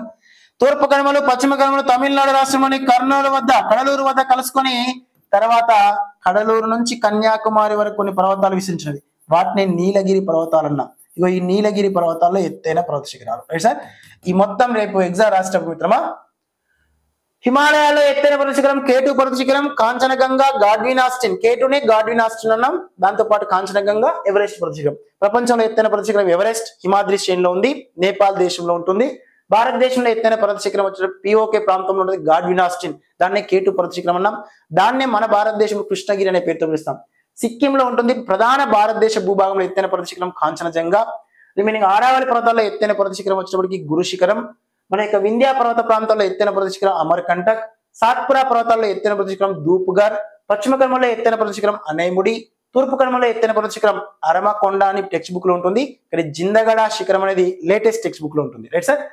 నీలగిరి పర్వతాల్లో ఎత్తైన పర్వత శిఖరం దొడబెట్ట. ఈ ఎత్తైన పర్వత శిఖరాలకు సంబంధించిన సమాచారాన్ని తప్పకుండా గుర్తు పెట్టుకోవాలి. Right sir. ఎస్. ఎందుకంటే ఈ ఏరియాస్ నుంచి ఒక ప్రశ్న తప్పకుండా వస్తుంది. టెట్లో కానీ డిఎస్సిలో కానీ కంప్లీట్ ఒక ప్రశ్న ఏర్పాటు చేయడం. కారణం భారతదేశంలో వర్షపాతం సంభవించే విధానంలో, భారతదేశంలో కురిసే వర్షపాతాన్ని పర్వతీయ వర్షపాతం అంటున్నాం. ఈ పర్వతీయ వర్షపాతము సంభవించడానికి ప్రధాన కారణమైన ఇవే. సార్ పర్వతీయ వర్షపాతం వల్ల గీవిని ఎందుకు అడుగుతారు అంటే, పర్వతీయ వర్షపాత ప్రభావితం వల్లనే భారతదేశంలో నది ప్రవాహం వేస్తున్నది, నది వ్యవస్థ నడుస్తుంది, నది వ్యవస్థ అనేది కొనసాగుతుంది. భారతదేశంలో నది వ్యవస్థ, నదుల యొక్క పుట్టుకకు దోహదపడే ఈ పర్వతాలు ఏవైతున్నాయో సార్, పర్వతాలే మానవుని యొక్క జీవన విధానానికి ఆద్యము అని చెప్పేసి అంటున్నాం. Right sir. పర్వతాలు లేకపోయినా నదులు జన్మించేవి కాదు, నదులు లేకపోతే మంచినీరు లభించేది కాదు, మంచినీరు లేకపోతే మానవుడు ఉండేవాడు కాదు. Right sir. కాబట్టి ఇక్కడ సింధు నాగరికత, సింధు నది పరివాహక ప్రాంతంలో అభివృద్ధి చెందినది. ఈ రోజు దక్షిణాది రాష్ట్రాల్లోకి తమిళనాడు రాష్ట్రంలోని కావేరి నది ఈశాన్య నైరుతి 2 ఋతుపవనాల వర్షపాతాన్ని పొందుతుంది. కారణం ఈ పర్వతాలే. Right sir. గోదావరి నది యొక్క పుట్టుక మహారాష్ట్ర పశ్చిమ కనుమలోని నాసిక్ త్రయంబకేశ్వర్ అంటున్నాం. గోదావరి నది జన్మస్థానం, కృష్ణానది జన్మస్థానాలు కూడా పర్వత ప్రాంతాలే. దేశంలో పర్వతీయ వర్షపాతం సంభవించి నదులు ప్రవహించడం వల్లనే భారతదేశం యొక్క ఆర్థిక వ్యవస్థ అంతో ఎంతో కుదుటపడుకుని ముందుకెళ్తుంది. కారణం వ్యవసాయ రంగం దృష్ట్యా. ఇలా ఈ యొక్క పర్వతీయ వ్యవస్థ వల్లనే భారతదేశం నది వ్యవస్థ, నీటిపారుదల వ్యవస్థ, దాంతోపాటు వ్యవసాయ రంగం, తద్వారా మానవుని యొక్క జీవన విధానం కొనసాగుతూ వచ్చింది. కాబట్టి భారతదేశం దృష్ట్యా ఈ పర్వత ప్రాంతాల్లో ఎక్కడెక్కడ ఎత్తైన శిఖరాలు అనే విషయం తప్పకుండా గుర్తుపెట్టుకోవాలి అడుగుతున్న నేపథ్యాన్ని దృష్ట్యా ప్రీవియస్ ప్రశ్న పత్రాల ఆధారంగా గమనించిన మిత్రమా. ఇలా తూర్పు కనుమల్లో ఎత్తైన పర్వత శిఖరం అనేముడు అన్నాడు కదా మనవాడి. ఇక్కడ ఇచ్చిన పాఠ్యాంశ దృష్టి గమనించాలి. చెప్పాను ఇంతకుముందు సార్ ఆప్షన్లలో లేదు కానీ దగ్గర సంబంధం ఉన్నదని తీసుకోవాలి. ఈ అనేముడి అనేది పశ్చిమ కనుమల్లో ఎత్తైన పర్వత శిఖరం, సుమారుగా 2695 మీటర్ల ఎత్తు ఉంటుంది. కేరళ రాష్ట్రంలోని అన్నమలై కొండల్లో ఉంటుంది. Right sir. కాంచనజంగా 8598 మీటర్ల ఎత్తు ఉంటుంది. ఇగో ఈ సిక్కిం లో ఉంటుంది. భారతదేశం యొక్క ప్రధాన భూభాగంలో ఎత్తైన పర్వత శిఖరం, ప్రధాన భారతదేశ భూభాగంలో ఎత్తైన పర్వత శిఖరం ఇది. ఈ కాంచనజంగా అనే ప్రాంతము మనకు 1986 లో బయోస్పియర్ రిజర్వ్ గా, సో జీవ వైవిధ్య ప్రాంతంగా నీలగిరి పర్వతాలను సెలెక్ట్ చేసిన తర్వాత తిరిగి ఈ కాంచనజంగాని 2011లో గుర్తించడం జరిగింది. మహేంద్రగిరి అన్నాం, ఇది ఒడిశా రాష్ట్రము ఆంధ్రప్రదేశ్ యొక్క సరిహద్దు ప్రాంతాల్లో ఉంటుంది. సుమారు 1506 మీటర్ల ఎత్తులో ఉంటుంది. తూర్పు కనుమల్లో ఉంటుంది అనమాట. ఇక కాశీ కొండలు అనేవి ఈశాన్య భారతదేశంలోని మేఘాలయ రాష్ట్రంలో విస్తరించున్నాయి. Right sir. ఇచ్చిన వాటి లోపల తూర్పు కనుమల్లో ఎత్తైన పర్వత శిఖరం అనగానే మనకు గుర్తుకు రావాల్సింది ఫస్ట్ జిందగడ శిఖరం. ఇగో ఈ జిందగడ శిఖరం 1690 మీటర్ల ఎత్తులో ఉంటుంది మిత్రమా, చింతపల్లికి సమీపాన. రెండవ ఎత్తైన పర్వత శిఖరం అనే న్యూ టెక్స్ట్ బుక్ లో ఉంటుంది, 9th క్లాస్. గమనించండి మిత్రమా. సో ఇక్కడ న్యూ టెక్స్ట్ బుక్ ఇక్కడే కాకుండా భూస్వరూపాలు, ఆంధ్రప్రదేశ్ రాష్ట్ర భూస్వరూపాలు 6th క్లాస్ పాఠ్యాంశంలో కనిపిస్తుంది. అరమకొండ అనేది 1680 మీటర్ల ఎత్తులో ఉంటుంది. ఈ మహేంద్రగిరి 1506 మీటర్ల ఎత్తులో ఉంటుంది. ఈ తూర్పు కనుమల్లో ఎత్తైన శిఖరం అని ఇచ్చిండు, కానీ ఇచ్చిన ఆప్షన్ లో జిందగడ శిఖరం గానీ అరమకొండ కానీ లేదు. అప్పుడు సో చూస్ ద ఆప్షన్ ఏంటి సార్, మహేంద్రగిరి అనేది చూస్ చేసుకోవాలి. ఇదే రైట్ ఆన్సర్. లేదు సార్ తూర్పు కనుమల్లో ఎత్తైన టెక్స్ట్ బుక్ లో నాకు జిందగడ శిఖరం అని చదివినా లేదా అరమకొండ అని చదివినా ఇచ్చిన ఆప్షన్ లో అవి రెండు లేదు కాబట్టి నేను ఆన్సర్ పెట్టా అంటే రైట్ సార్ లాస్ అయింది మనమే. కాబట్టి ఇచ్చిన వారి దృష్ట్యా దగ్గర సంబంధం ఉందని ఆన్సర్ గుర్తించే ప్రయత్నం చేయండి. Right sir. రిమైనింగ్ సో ఇందులో క్వశ్చన్ రైట్ ఆన్సర్ ఏంటి సార్, మహేంద్రగిరి అనేది క్వశ్చన్ రైట్ ఆన్సర్ గా పేర్కొనొచ్చు. Is clear. Right sir. Doddabetta Nilgiri పర్వత శిఖరాలు దొడబెట్ట 2637 మీటర్లు ఉంటుంది మిత్రమా. రిమైనింగ్ ఇక్కడ సాత్పురా పర్వతంలో దూపుగర్ అనేది 1351 మీటర్లు ఉంటుంది. అమర్కంటక్ అనేది సుమారుగా 1064 కిలోమీటర్లు ఎత్తు ఉంటుంది. ఆరావళి పర్వతాల్లో ఎత్తైన పర్వత శిఖరమైన గురు శిఖరం అనేది 1722 మీటర్ల ఎత్తులో ఉంటుంది. Right sir. వీటన్నిటి సంబంధించిన క్లాస్ లో కంప్లీట్ మనం బోధించా. కంటెంట్ కోర్స్ లో మీకు క్లారిటీగా ఉంటుంది మిత్రమా, విత్ ఇంక్లూడింగ్ స్లాగ్ అంటే మన యొక్క స్లైడింగ్ తో కానీ పీపీటీ రూపంలో స్లైడ్ చూపించుకుంటూ మీకు కంటెంట్ బోధించడం జరిగింది. అది గమనించే ప్రయత్నం చేయండి. నెక్స్ట్ క్వశ్చన్, క్రింద ఇచ్చిన ఏ రాష్ట్రాలలో ఊళ్ళార్ సరస్సు ఉంది? Right sir. భారతదేశంలో ఊళ్ళార్ సరస్సు. Right sir. ఈ ఊళ్ళార్ సరస్సు జీలం నది యొక్క ప్రవాహం వల్ల ఏర్పడింది. Right sir. ఒకసారి గమనించండి. ఇట్లా నది ప్రవహిస్తుంది సార్. ఎస్, ఒక్కసారి గమనించండి మిత్రమా, నది ప్రవహిస్తా ఉన్నది. Right sir. ఎస్ సార్, నది ప్రవహిస్తున్న మరి నదుల యొక్క పుట్టుకనేమో మీరు హిమాలయ పర్వతాలు లేదా పర్వతాలు కనిపించలేదు సార్ మీరు అన్నది. మళ్ళీ ఇక ఇవే పర్వతాలు. Right sir. కనిపిస్తుంది కదా, ముఖ్యంగా భారతదేశానికి ఉత్తర పర్వతాలు. హిమాలయ పర్వతాలు అన్ని కూడా మంచుతో కప్పబడ్డాయి. ఈ తెల్లడంతా మంచే. Right sir. మంచు కరిగి నిమ్మలంగా నది ప్రవహిస్తున్నది. మంచు కొంచెం ఉష్ణతాపం వల్ల ఎక్కువ ప్రవహించింది, ఎక్కువ కరిగింది, లేదంటే వర్షపాతం వల్ల ఈ నది ప్రవాహ మార్గం పేరుకుపోయింది, ఎక్కువ మొత్తంలో వరదలు వచ్చినాయి. వరదలు వచ్చినప్పుడు సార్ ఈ నది యొక్క ప్రవాహ మార్గం అనేది సాధారణంగా ఇట్లా తిరిగి రావాలి కదా, తిరిగి రావాల్సింది కాస్త వరద ఎక్కువైనప్పుడు కొంచెం దూరం నుంచి ప్రయాణిస్తాయి కదా, ప్రయాణిస్తూ దీని ద్వారా కొట్టుకొచ్చిన మొన్నమట్టి క్షేపాలు పేరుకుపోయి నది ఈ విధంగా ప్రయాణిస్తూ వచ్చింది అనమాట. కొంచెం ఎక్కువ వెలుపుగా ప్రయాణిస్తూ వచ్చి దీని ద్వారా పేరుకపోయినటువంటి ఒండుమట్టి క్షేపాలు కాస్త ఇక్కడ నుంచి వచ్చిన ఒండుమట్టి క్షేపాలు మొత్తం దీనికి పేరుకపోయి కొంతకాలం తర్వాత చూసేటప్పటికి ఈ నది ప్రవాహ మార్గం ఇలా మారిపోయింది. Right sir. అప్పుడు దీనికి అవతల వైపున ఈ ప్రాంతం దృష్ట్యా మేట వేసిన వరద మైదానం దృష్ట్యా ఈ పక్కన ఉన్నటువంటి ఈ యొక్క అర్ధచంద్రాకారంగా లేదా ఎద్దు పాదం మాదిరి ఆకారం లోపల ఒక జలభాగం అనేది విడిపోయింది. ఇక్కడ నుంచి మొత్తం కూడా కొట్టుకొచ్చిన ఒండుమట్టి క్షేపాలన్నీ కూడా దీని ద్వారా కొట్టుకొచ్చిన ఒండుమట్టి క్షేపాలు పేరుకుపోయి ఇది ఈ యొక్క నది యొక్క ప్రవాహ మార్గం డివైడ్ అయింది. అవతల వైపున ఈ యొక్క వక్ర మార్గంలో ఉండి ఎద్దు పాదం మాదిరి ఆకారం లోపల మనకు జలభాగం విడిపోయింది. ఆ విడిపోయిన జలభాగాన్ని ఇక్కడ ఆక్స్బౌ రకానికి చెందిన సరస్సులు అని పేర్కొంటాం. ఏమన్నా సార్? ఆక్స్బౌ రకానికి చెందిన సరస్సులు. Right sir. ఆ తరహా ఈ ఆక్స్బో రకానికి చెందిన సరస్సు ఈ జీలం నది యొక్క ప్రవాహ మార్గంలో ఏర్పడేది. అది ఊలార్ సరస్సు. భారతదేశంలో అతిపెద్ద మంచినీటి సరస్సుగా పిలువబడుతున్నది ఊలార్ సరస్సే. జీలం నది, మన యొక్క జీలం నది జమ్మూ అండ్ కాశ్మీర్ లోని వెరీనాగ్ అనే కన్మ వద్ద జన్మిస్తుంది. 724 కిలోమీటర్ పొడవుతో ప్రవేశించింది. జీలం నది పైన తుల్బుల్ ప్రాజెక్ట్ ఉంటది, రసూల్ డ్యామ్, యూరి డ్యామ్ ఉంటుంది. రిమైనింగ్ ఈ జీలం నది ఒడ్డున అలెగ్జాండర్ కి పురుషోత్తరం మధ్య యుద్ధం జరుగుతుందని చరిత్ర చెప్తుంది. జీలం నది యొక్క శాస్త్రీయ నామం వితస్త అని చెప్పేసి ప్రీవియస్ క్వశ్చన్, మనకి సంస్కృత నామం. అలాంటి జీలం నదిలో ఊలార్ సరస్సు జీలం నది పైన జమ్మూ కాశ్మీర్ లో ఉంటుంది అనమాట. Right sir. రిమైనింగ్ అంటే ఇచ్చిన పాఠ్యాంశ దృష్ట్యా ఆప్షన్ దృష్ట్యా రైట్ సార్ వాస్తవంగా జమ్మూ కాశ్మీర్ లడక్ లో ఉంటుంది సరిహద్దు ప్రాంతం. రాజస్థాన్ లో సాంబార్ సరస్సు ఉంటది. పొద్దున టిఫిన్ చేస్తాం కదా, ఈ సాంబార్ సరస్సు. రాజస్థాన్ అనగానే ఎండ ఎక్కువ కొడుతుంది సార్. ఎండ ఎక్కువ కొట్టినప్పుడు ఎండాకాలంలో మన ఒంటి మీద కొంతవరకు అప్పుడప్పుడు సాల్ట్ వస్తుంది కదా, రైట్ సార్. కాబట్టి ఇక్కడ కూడా రాజస్థాన్ రాష్ట్రంలో ఈ సరస్సులో కూడా సాల్ట్ మొత్తం ఎక్కువ అయిపోతుంది. కారణం ఏంటంటే నీరంతా కూడా బాష్పీభవనం చెంది సాల్ట్ పర్సెంటేజ్ పెరుగుతుంది. కాబట్టి భారతదేశంలో అతిపెద్ద ఉప్పు నీటి సరస్సు సాంబార్ సరస్సు రాజస్థాన్ రాష్ట్రం ఉంటుంది. ఉత్తరప్రదేశ్ రాష్ట్రంలో దూద్వా సరస్సు ఉన్నది. పంజాబ్ రాష్ట్రం పంచనదుల రాష్ట్రంగా ప్రసిద్ధిగాంచినది, ఎక్కువ నీటి సాంద్రత కలిగి ఉన్నది. ఇచ్చిన వాటి దృష్ట్యా క్వశ్చన్ రైట్ ఆన్సర్ ఏంటి మిత్రమా? రైట్. ఊలార్ సరస్సు ఎక్కడ ఉందంటే మనకు జమ్మూ అండ్ కాశ్మీర్ లడక్ అనేది గుర్తుపెట్టుకుని ప్రయత్నం చేయండి. జీలం నది ఒడ్డు ఉంది. జీలం నది ఒడ్డునే శ్రీనగర్ పట్టణం కూడా ఉన్నది. Right sir. శ్రీనగర్ నే గేట్ వే ఆఫ్ ఇండియా అన్న ప్రీవియస్ ప్రశ్న. Right sir. ఇది మనకి ఇచ్చిన పాఠ్యాంశం దృష్ట్యా ప్రీవియస్ ఇలాంటి ప్రశ్నలు కూడా ఎక్కువ మొత్తంలో అడుగుతున్నాడు కాబట్టి ఏరియాస్ గమనించండి సార్. ఇగో ఏపీకి సంబంధించినటువంటి ఓన్లీ జాగ్రఫీ కంటెంట్ కోర్స్ ఇది 399 రూపీస్ అందుబాటులో ఉంది మిత్రమా. మన యొక్క Venkat sir online class app లో తెలంగాణ వాళ్ళకి long term test series course 499 rupees కి పూర్తిగా డిఎస్సి వరకు 499 రూపీస్ కి ఈ కోర్స్ అందిస్తున్నాం. ఇది ఆఫర్ ప్రైస్ కింద ఉంది. ఆఫర్ త్వరలోనే ముగుస్తుంది. ఇది గమనించండి. మన యొక్క మిత్రుల యొక్క సహకారం కోసం మిత్రులకు ఉపయుక్తం కావాలని ఏర్పాటు చేశాం. ఇందులో అన్ని సబ్జెక్టులు ఉంటాయి మిత్రమా. టెట్ సిలబస్ డిఎస్ సిలబస్ మొత్తం ఉంటుంది. క్విక్ రివిజన్ పీడిఎఫ్ కూడా ఇందులో ప్రొవైడ్ చేసుకుంటూ వస్తాం డిఎస్సి కోసం. అది ఇంకా ప్రాసెస్ లో ఉంది. మొత్తం మీద టెస్ట్ ఉంటవి. ఇందులో సోషల్ కంటెంట్ టెస్ట్ కి వీడియో ఎక్స్ప్లెనేషన్ ఉంటుంది ఎర్లీ మార్నింగ్ 4 o'clock. ఇటీవల టెట్ కోసం మన మిత్రులు చదువుతున్నారు కాబట్టి విశ్లేషణ కంటే చదవడం వల్ల కొంచెం ఎక్కువ మొత్తంలో సబ్జెక్ట్ ఇంక్రీజ్ అవుతుందనే నేపథ్యంతో చేయట్లేదు ఒక 2 days నుంచి. కానీ మాక్సిమం టెస్ట్ ఎక్స్ప్లెనేషన్ అనేది డైలీ ఉంటుంది మార్నింగ్ టైంలో. ఇప్పటికీ జాగ్రఫీ అవుతుంది. జాగ్రఫీ అయిపోయినాక హిస్టరీ, సివిక్స్, ఎకానమీ వరుస క్రమంలో వస్తుంది. డిఎస్సి 80% వదిలిపెట్టే ప్రసక్తి లేదనే నేపథ్యంతో ఏర్పాటు చేశాం. టెస్ట్తో పాటు test video explanation. Right sir. మీరు 2 రాష్ట్రాల్లో ఇంతవరకు ఎవరు కూడా చేయలేదు కూడా 499 రూపాయలకి 350 పైచలకు టెస్టులు పెట్టి అందులో సోషల్ కంటెంట్ టెస్ట్ కి వీడియో ఎక్స్ప్లెనేషన్ ఇవ్వడం అనేది కొంతవరకు గమనించండి మీరు. Right sir. ఇది అందిపుచ్చుకోండి మిత్రమా. ఒక సువర్ణ అవకాశం ప్రతి మిత్రునికి. ఏపీ మిత్రులకి, తెలంగాణ మిత్రులకి. తెలంగాణ వాళ్ళకి తెలంగాణ ఈ term long term test series ఉంటుంది. ఏపీ వారికి ఏపీకి సంబంధించినటువంటి కంటెంట్ కోర్సు ఇది 599 రూపీస్ ఉంటుంది. ఇంటర్మీడియట్ వరకు కంటెంట్ ఉంటుంది మిత్రమా. ఇక టెస్ట్ సిరీస్ కోర్స్ వచ్చేటప్పుడు కంప్లీట్ గమనిస్తే మొత్తంగా ఇక్కడ కూడా టెస్ట్ కి వీడియో విశ్లేషణ ఉంటుంది.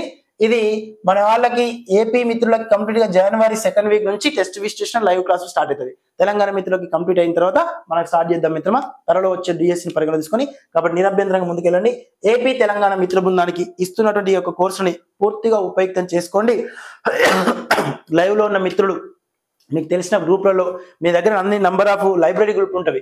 వెంకట్ సార్ ద్వారా పొందుతున్నటువంటి కాన్సెప్ట్ ని, వెంకట్ సార్ యొక్క ఆత్మ నిబద్ధత, సో ఒక డెడికేషన్ పరిగణలో తీసుకొని సో మీరు కూడా కొంతవరకు సపోర్ట్ చేయండి. మీరు కొంత సపోర్ట్ చేస్తే ఇంకా నేను ఎక్కువ మొత్తంలో ముందుకెళ్లే ప్రయత్నం చేస్తాను. ఏమైనా బలహీనలు బలం అంటే మీరు చెప్పే సూచనలు సలహాలు పాటించుకుంటూ మనం ముందుకెళ్లే ప్రయత్నం చేద్దాం. Right sir. సో ఇంకా ఏ విధంగా మీకు కంటెంట్ కావాలి, ఏ తరహాలో మనం ముందుకెళ్ళాలని విషయం కామెంట్ రూపంలో తెలియపరచండి. మనం అందరం కలిసి ముందుకెళ్దాం. Right sir. Yes. Venkat sir online class app లో కానీ యూట్యూబ్ ఛానల్లో ప్రతి మిత్రుడు కూడా ఒక కుటుంబ సభ్యుడి మిత్రమా. సో కాబట్టి అందరం కలిసి ముందుకెళ్దాం. ప్లే స్టోర్కి వెళ్ళి యాప్ డౌన్లోడ్ చేసుకోండి. యాప్ లో కొన్ని ఫ్రీ టెస్ట్ కూడా రాసుకోండి. దాంతో పాటు 80% డిఎస్సి వదిలిపెట్టొద్దు. డిఎస్సి కోసం మనం ముందుకెళ్ళి ప్రయత్నం చేద్దాం. టెట్ లో ఇంకా కీ రోల్ పోషించే ప్రధాన అంశాల దృష్ట్యా ఈ యొక్క 4-5 days సెకండ్ రోజు ఎగ్జామ్ రాయబోతున్న మిత్రులకి 5th, 12th రోజు కంటెంట్ కోర్స్ లోపల రెగ్యులర్ మనం డిస్కస్ చేసే ప్రయత్నం చేద్దాం. క్విక్ రివిజన్ సంబంధించిన మొత్తం పాఠ్యాంశం డిస్కస్ చేద్దాం. ఓకేనా. Right sir. Yes. Thank you మిత్రం. Thank you so much.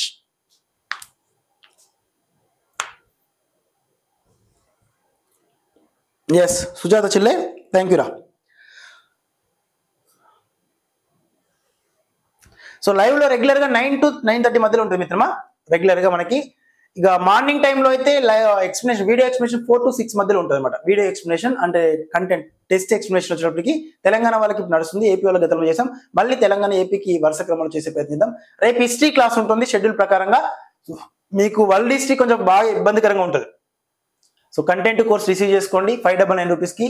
World హిస్టరీతో పాటు ఇంటర్మీడియట్ వరకు కూడా ఏపీ వాళ్ళకు కూడా మనకు పూర్తిగా మనకు 8th క్లాస్ నుంచి మళ్ళీ కంటిన్యూషన్ చేసుకుంటూ పోతాం మిత్రం. మళ్ళీ 6th 7th కూడా క్విక్ రివిజన్ చేయించుకుందాం సార్ ద్వారా. కాబట్టి నిరభ్యంతరంగా మీరు రిసీవ్ చేసుకోండి. మీతో పాటు వెంకట సార్ ఎప్పుడు మీకు అందుబాటులో ఉంటారు. Right sir? ఎస్, ఓకేనా? Thank you so much sir. Right,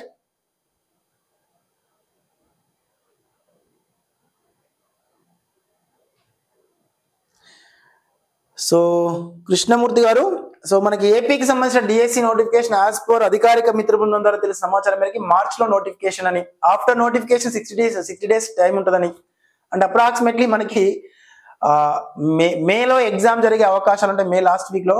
so as usual వచ్చిన తర్వాత జూలైలో మనకి రిక్రూట్మెంట్ ప్రాసెస్ కంప్లీట్ అవుతుందని చెప్పేసి అంటున్నాను. Right sir? ఎస్.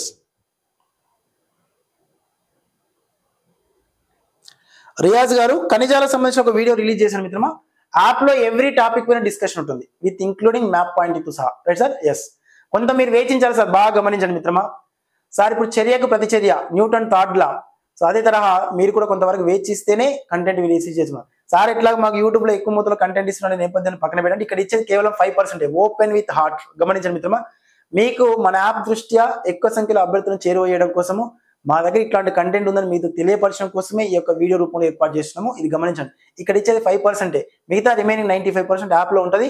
అందరం కలిసి రిసీవ్ చేసుకుందాం రండి. Right sir? ప్లే స్టోర్కి వెళ్ళి Venkata sir online class app download చేసుకోండి, యాప్ లో రిసీవ్ చేసుకునే ప్రయత్నం చేద్దాం. Right sir? Yes. Thank you మిత్రమా, thank you so much. Sir ఇట్లా అంటారు కానీ ఆర్థిక పరంగా స్వాలంబన కోసం కదా. ఆర్థిక పరంగా స్వాలంబన కోసం అయితే 5,000 పెట్టేవాళ్ళం ఫీజు. Right sir? 599 రూపాయలకి మొత్తం ఇంటర్మీడియట్ వరకు క్లాసులు. ఇంటర్మీడియట్ టెక్స్ట్ బుక్ కొనాలంటేనే 1000 రూపాయలు అయితే సార్. వన్స్ గమనించండి. రైట్ మిత్రమా? ఎస్.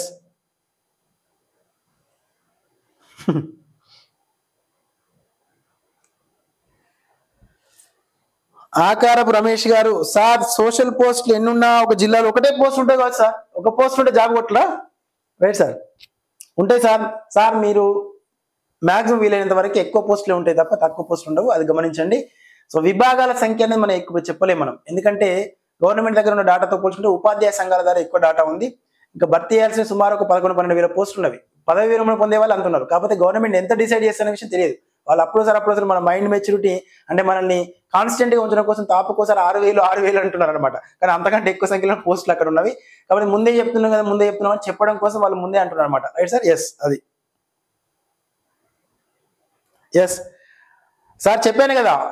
రాష్ట్రం మొత్తము 2024 డిఎస్సిలో సాంస్క్రిట్ పోస్ట్ ఒకటే రాష్ట్రం మొత్తంలో.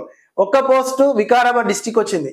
వికారాబాద్ డిస్టిక్ లో మాక్సిమం సాంస్క్రిట్ కోసం అప్లికేషన్ పెట్టుకున్న వాళ్ళ సంఖ్యతో పోల్చుకుంటే అందరూ ఒకటే పోస్ట్ ఉంది కానీ నా వల్ల ఏమవుతుంది అన్నారు. ఓ మిత్రుడు మనకు శ్రీశైలం సార్ అని చెప్పేసి మిత్రుడు ఉంటే, సో మిత్రుడు ఆల్మోస్ట్ వ్యవహారిక జీతంలో ఉండి ఒక వ్యవస్థను నడుపుకుంటూ కొంత బ్యాలెన్సింగ్ చేసుకుంటూ అన్ని మేనేజ్ చేసి ఫైనల్ గా ఆ ఒక్క పోస్ట్ నాదే సార్ అన్నాడు.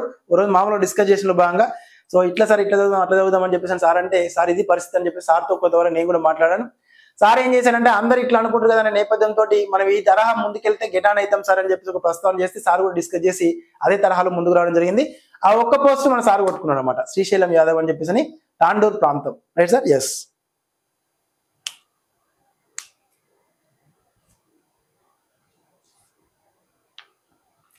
తప్పకుండా సుజాత చెల్లె, రోజు ర్యాపిడ్ రివీడ్ యాప్ లో ఉంటుందిరా, ఒకసారి యాప్ లోకి వచ్చేసింది. మీరు ఆల్రెడీ ఈవినింగ్ సార్ బ్యాచ్ లో ఉన్నారు కదా కంటెంట్.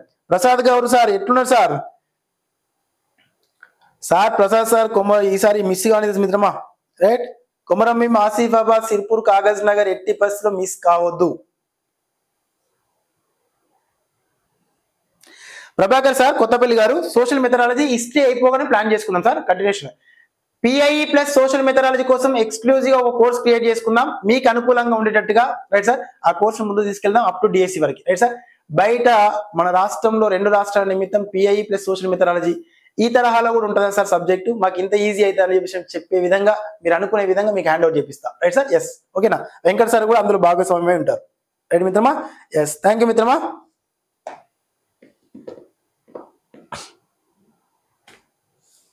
తప్పకుండా అందరం కలిసి భాగస్వామ్యమే మీకు హ్యాండ్ ఓవర్ చేస్తాం మిత్రమా. ఒకసారి గమనించండి. కొంచెం మన యాప్ ని మీకు తెలిసిన ఫ్రెండ్స్ కి తెలిసిన మిత్రులు షేర్ చేయండి.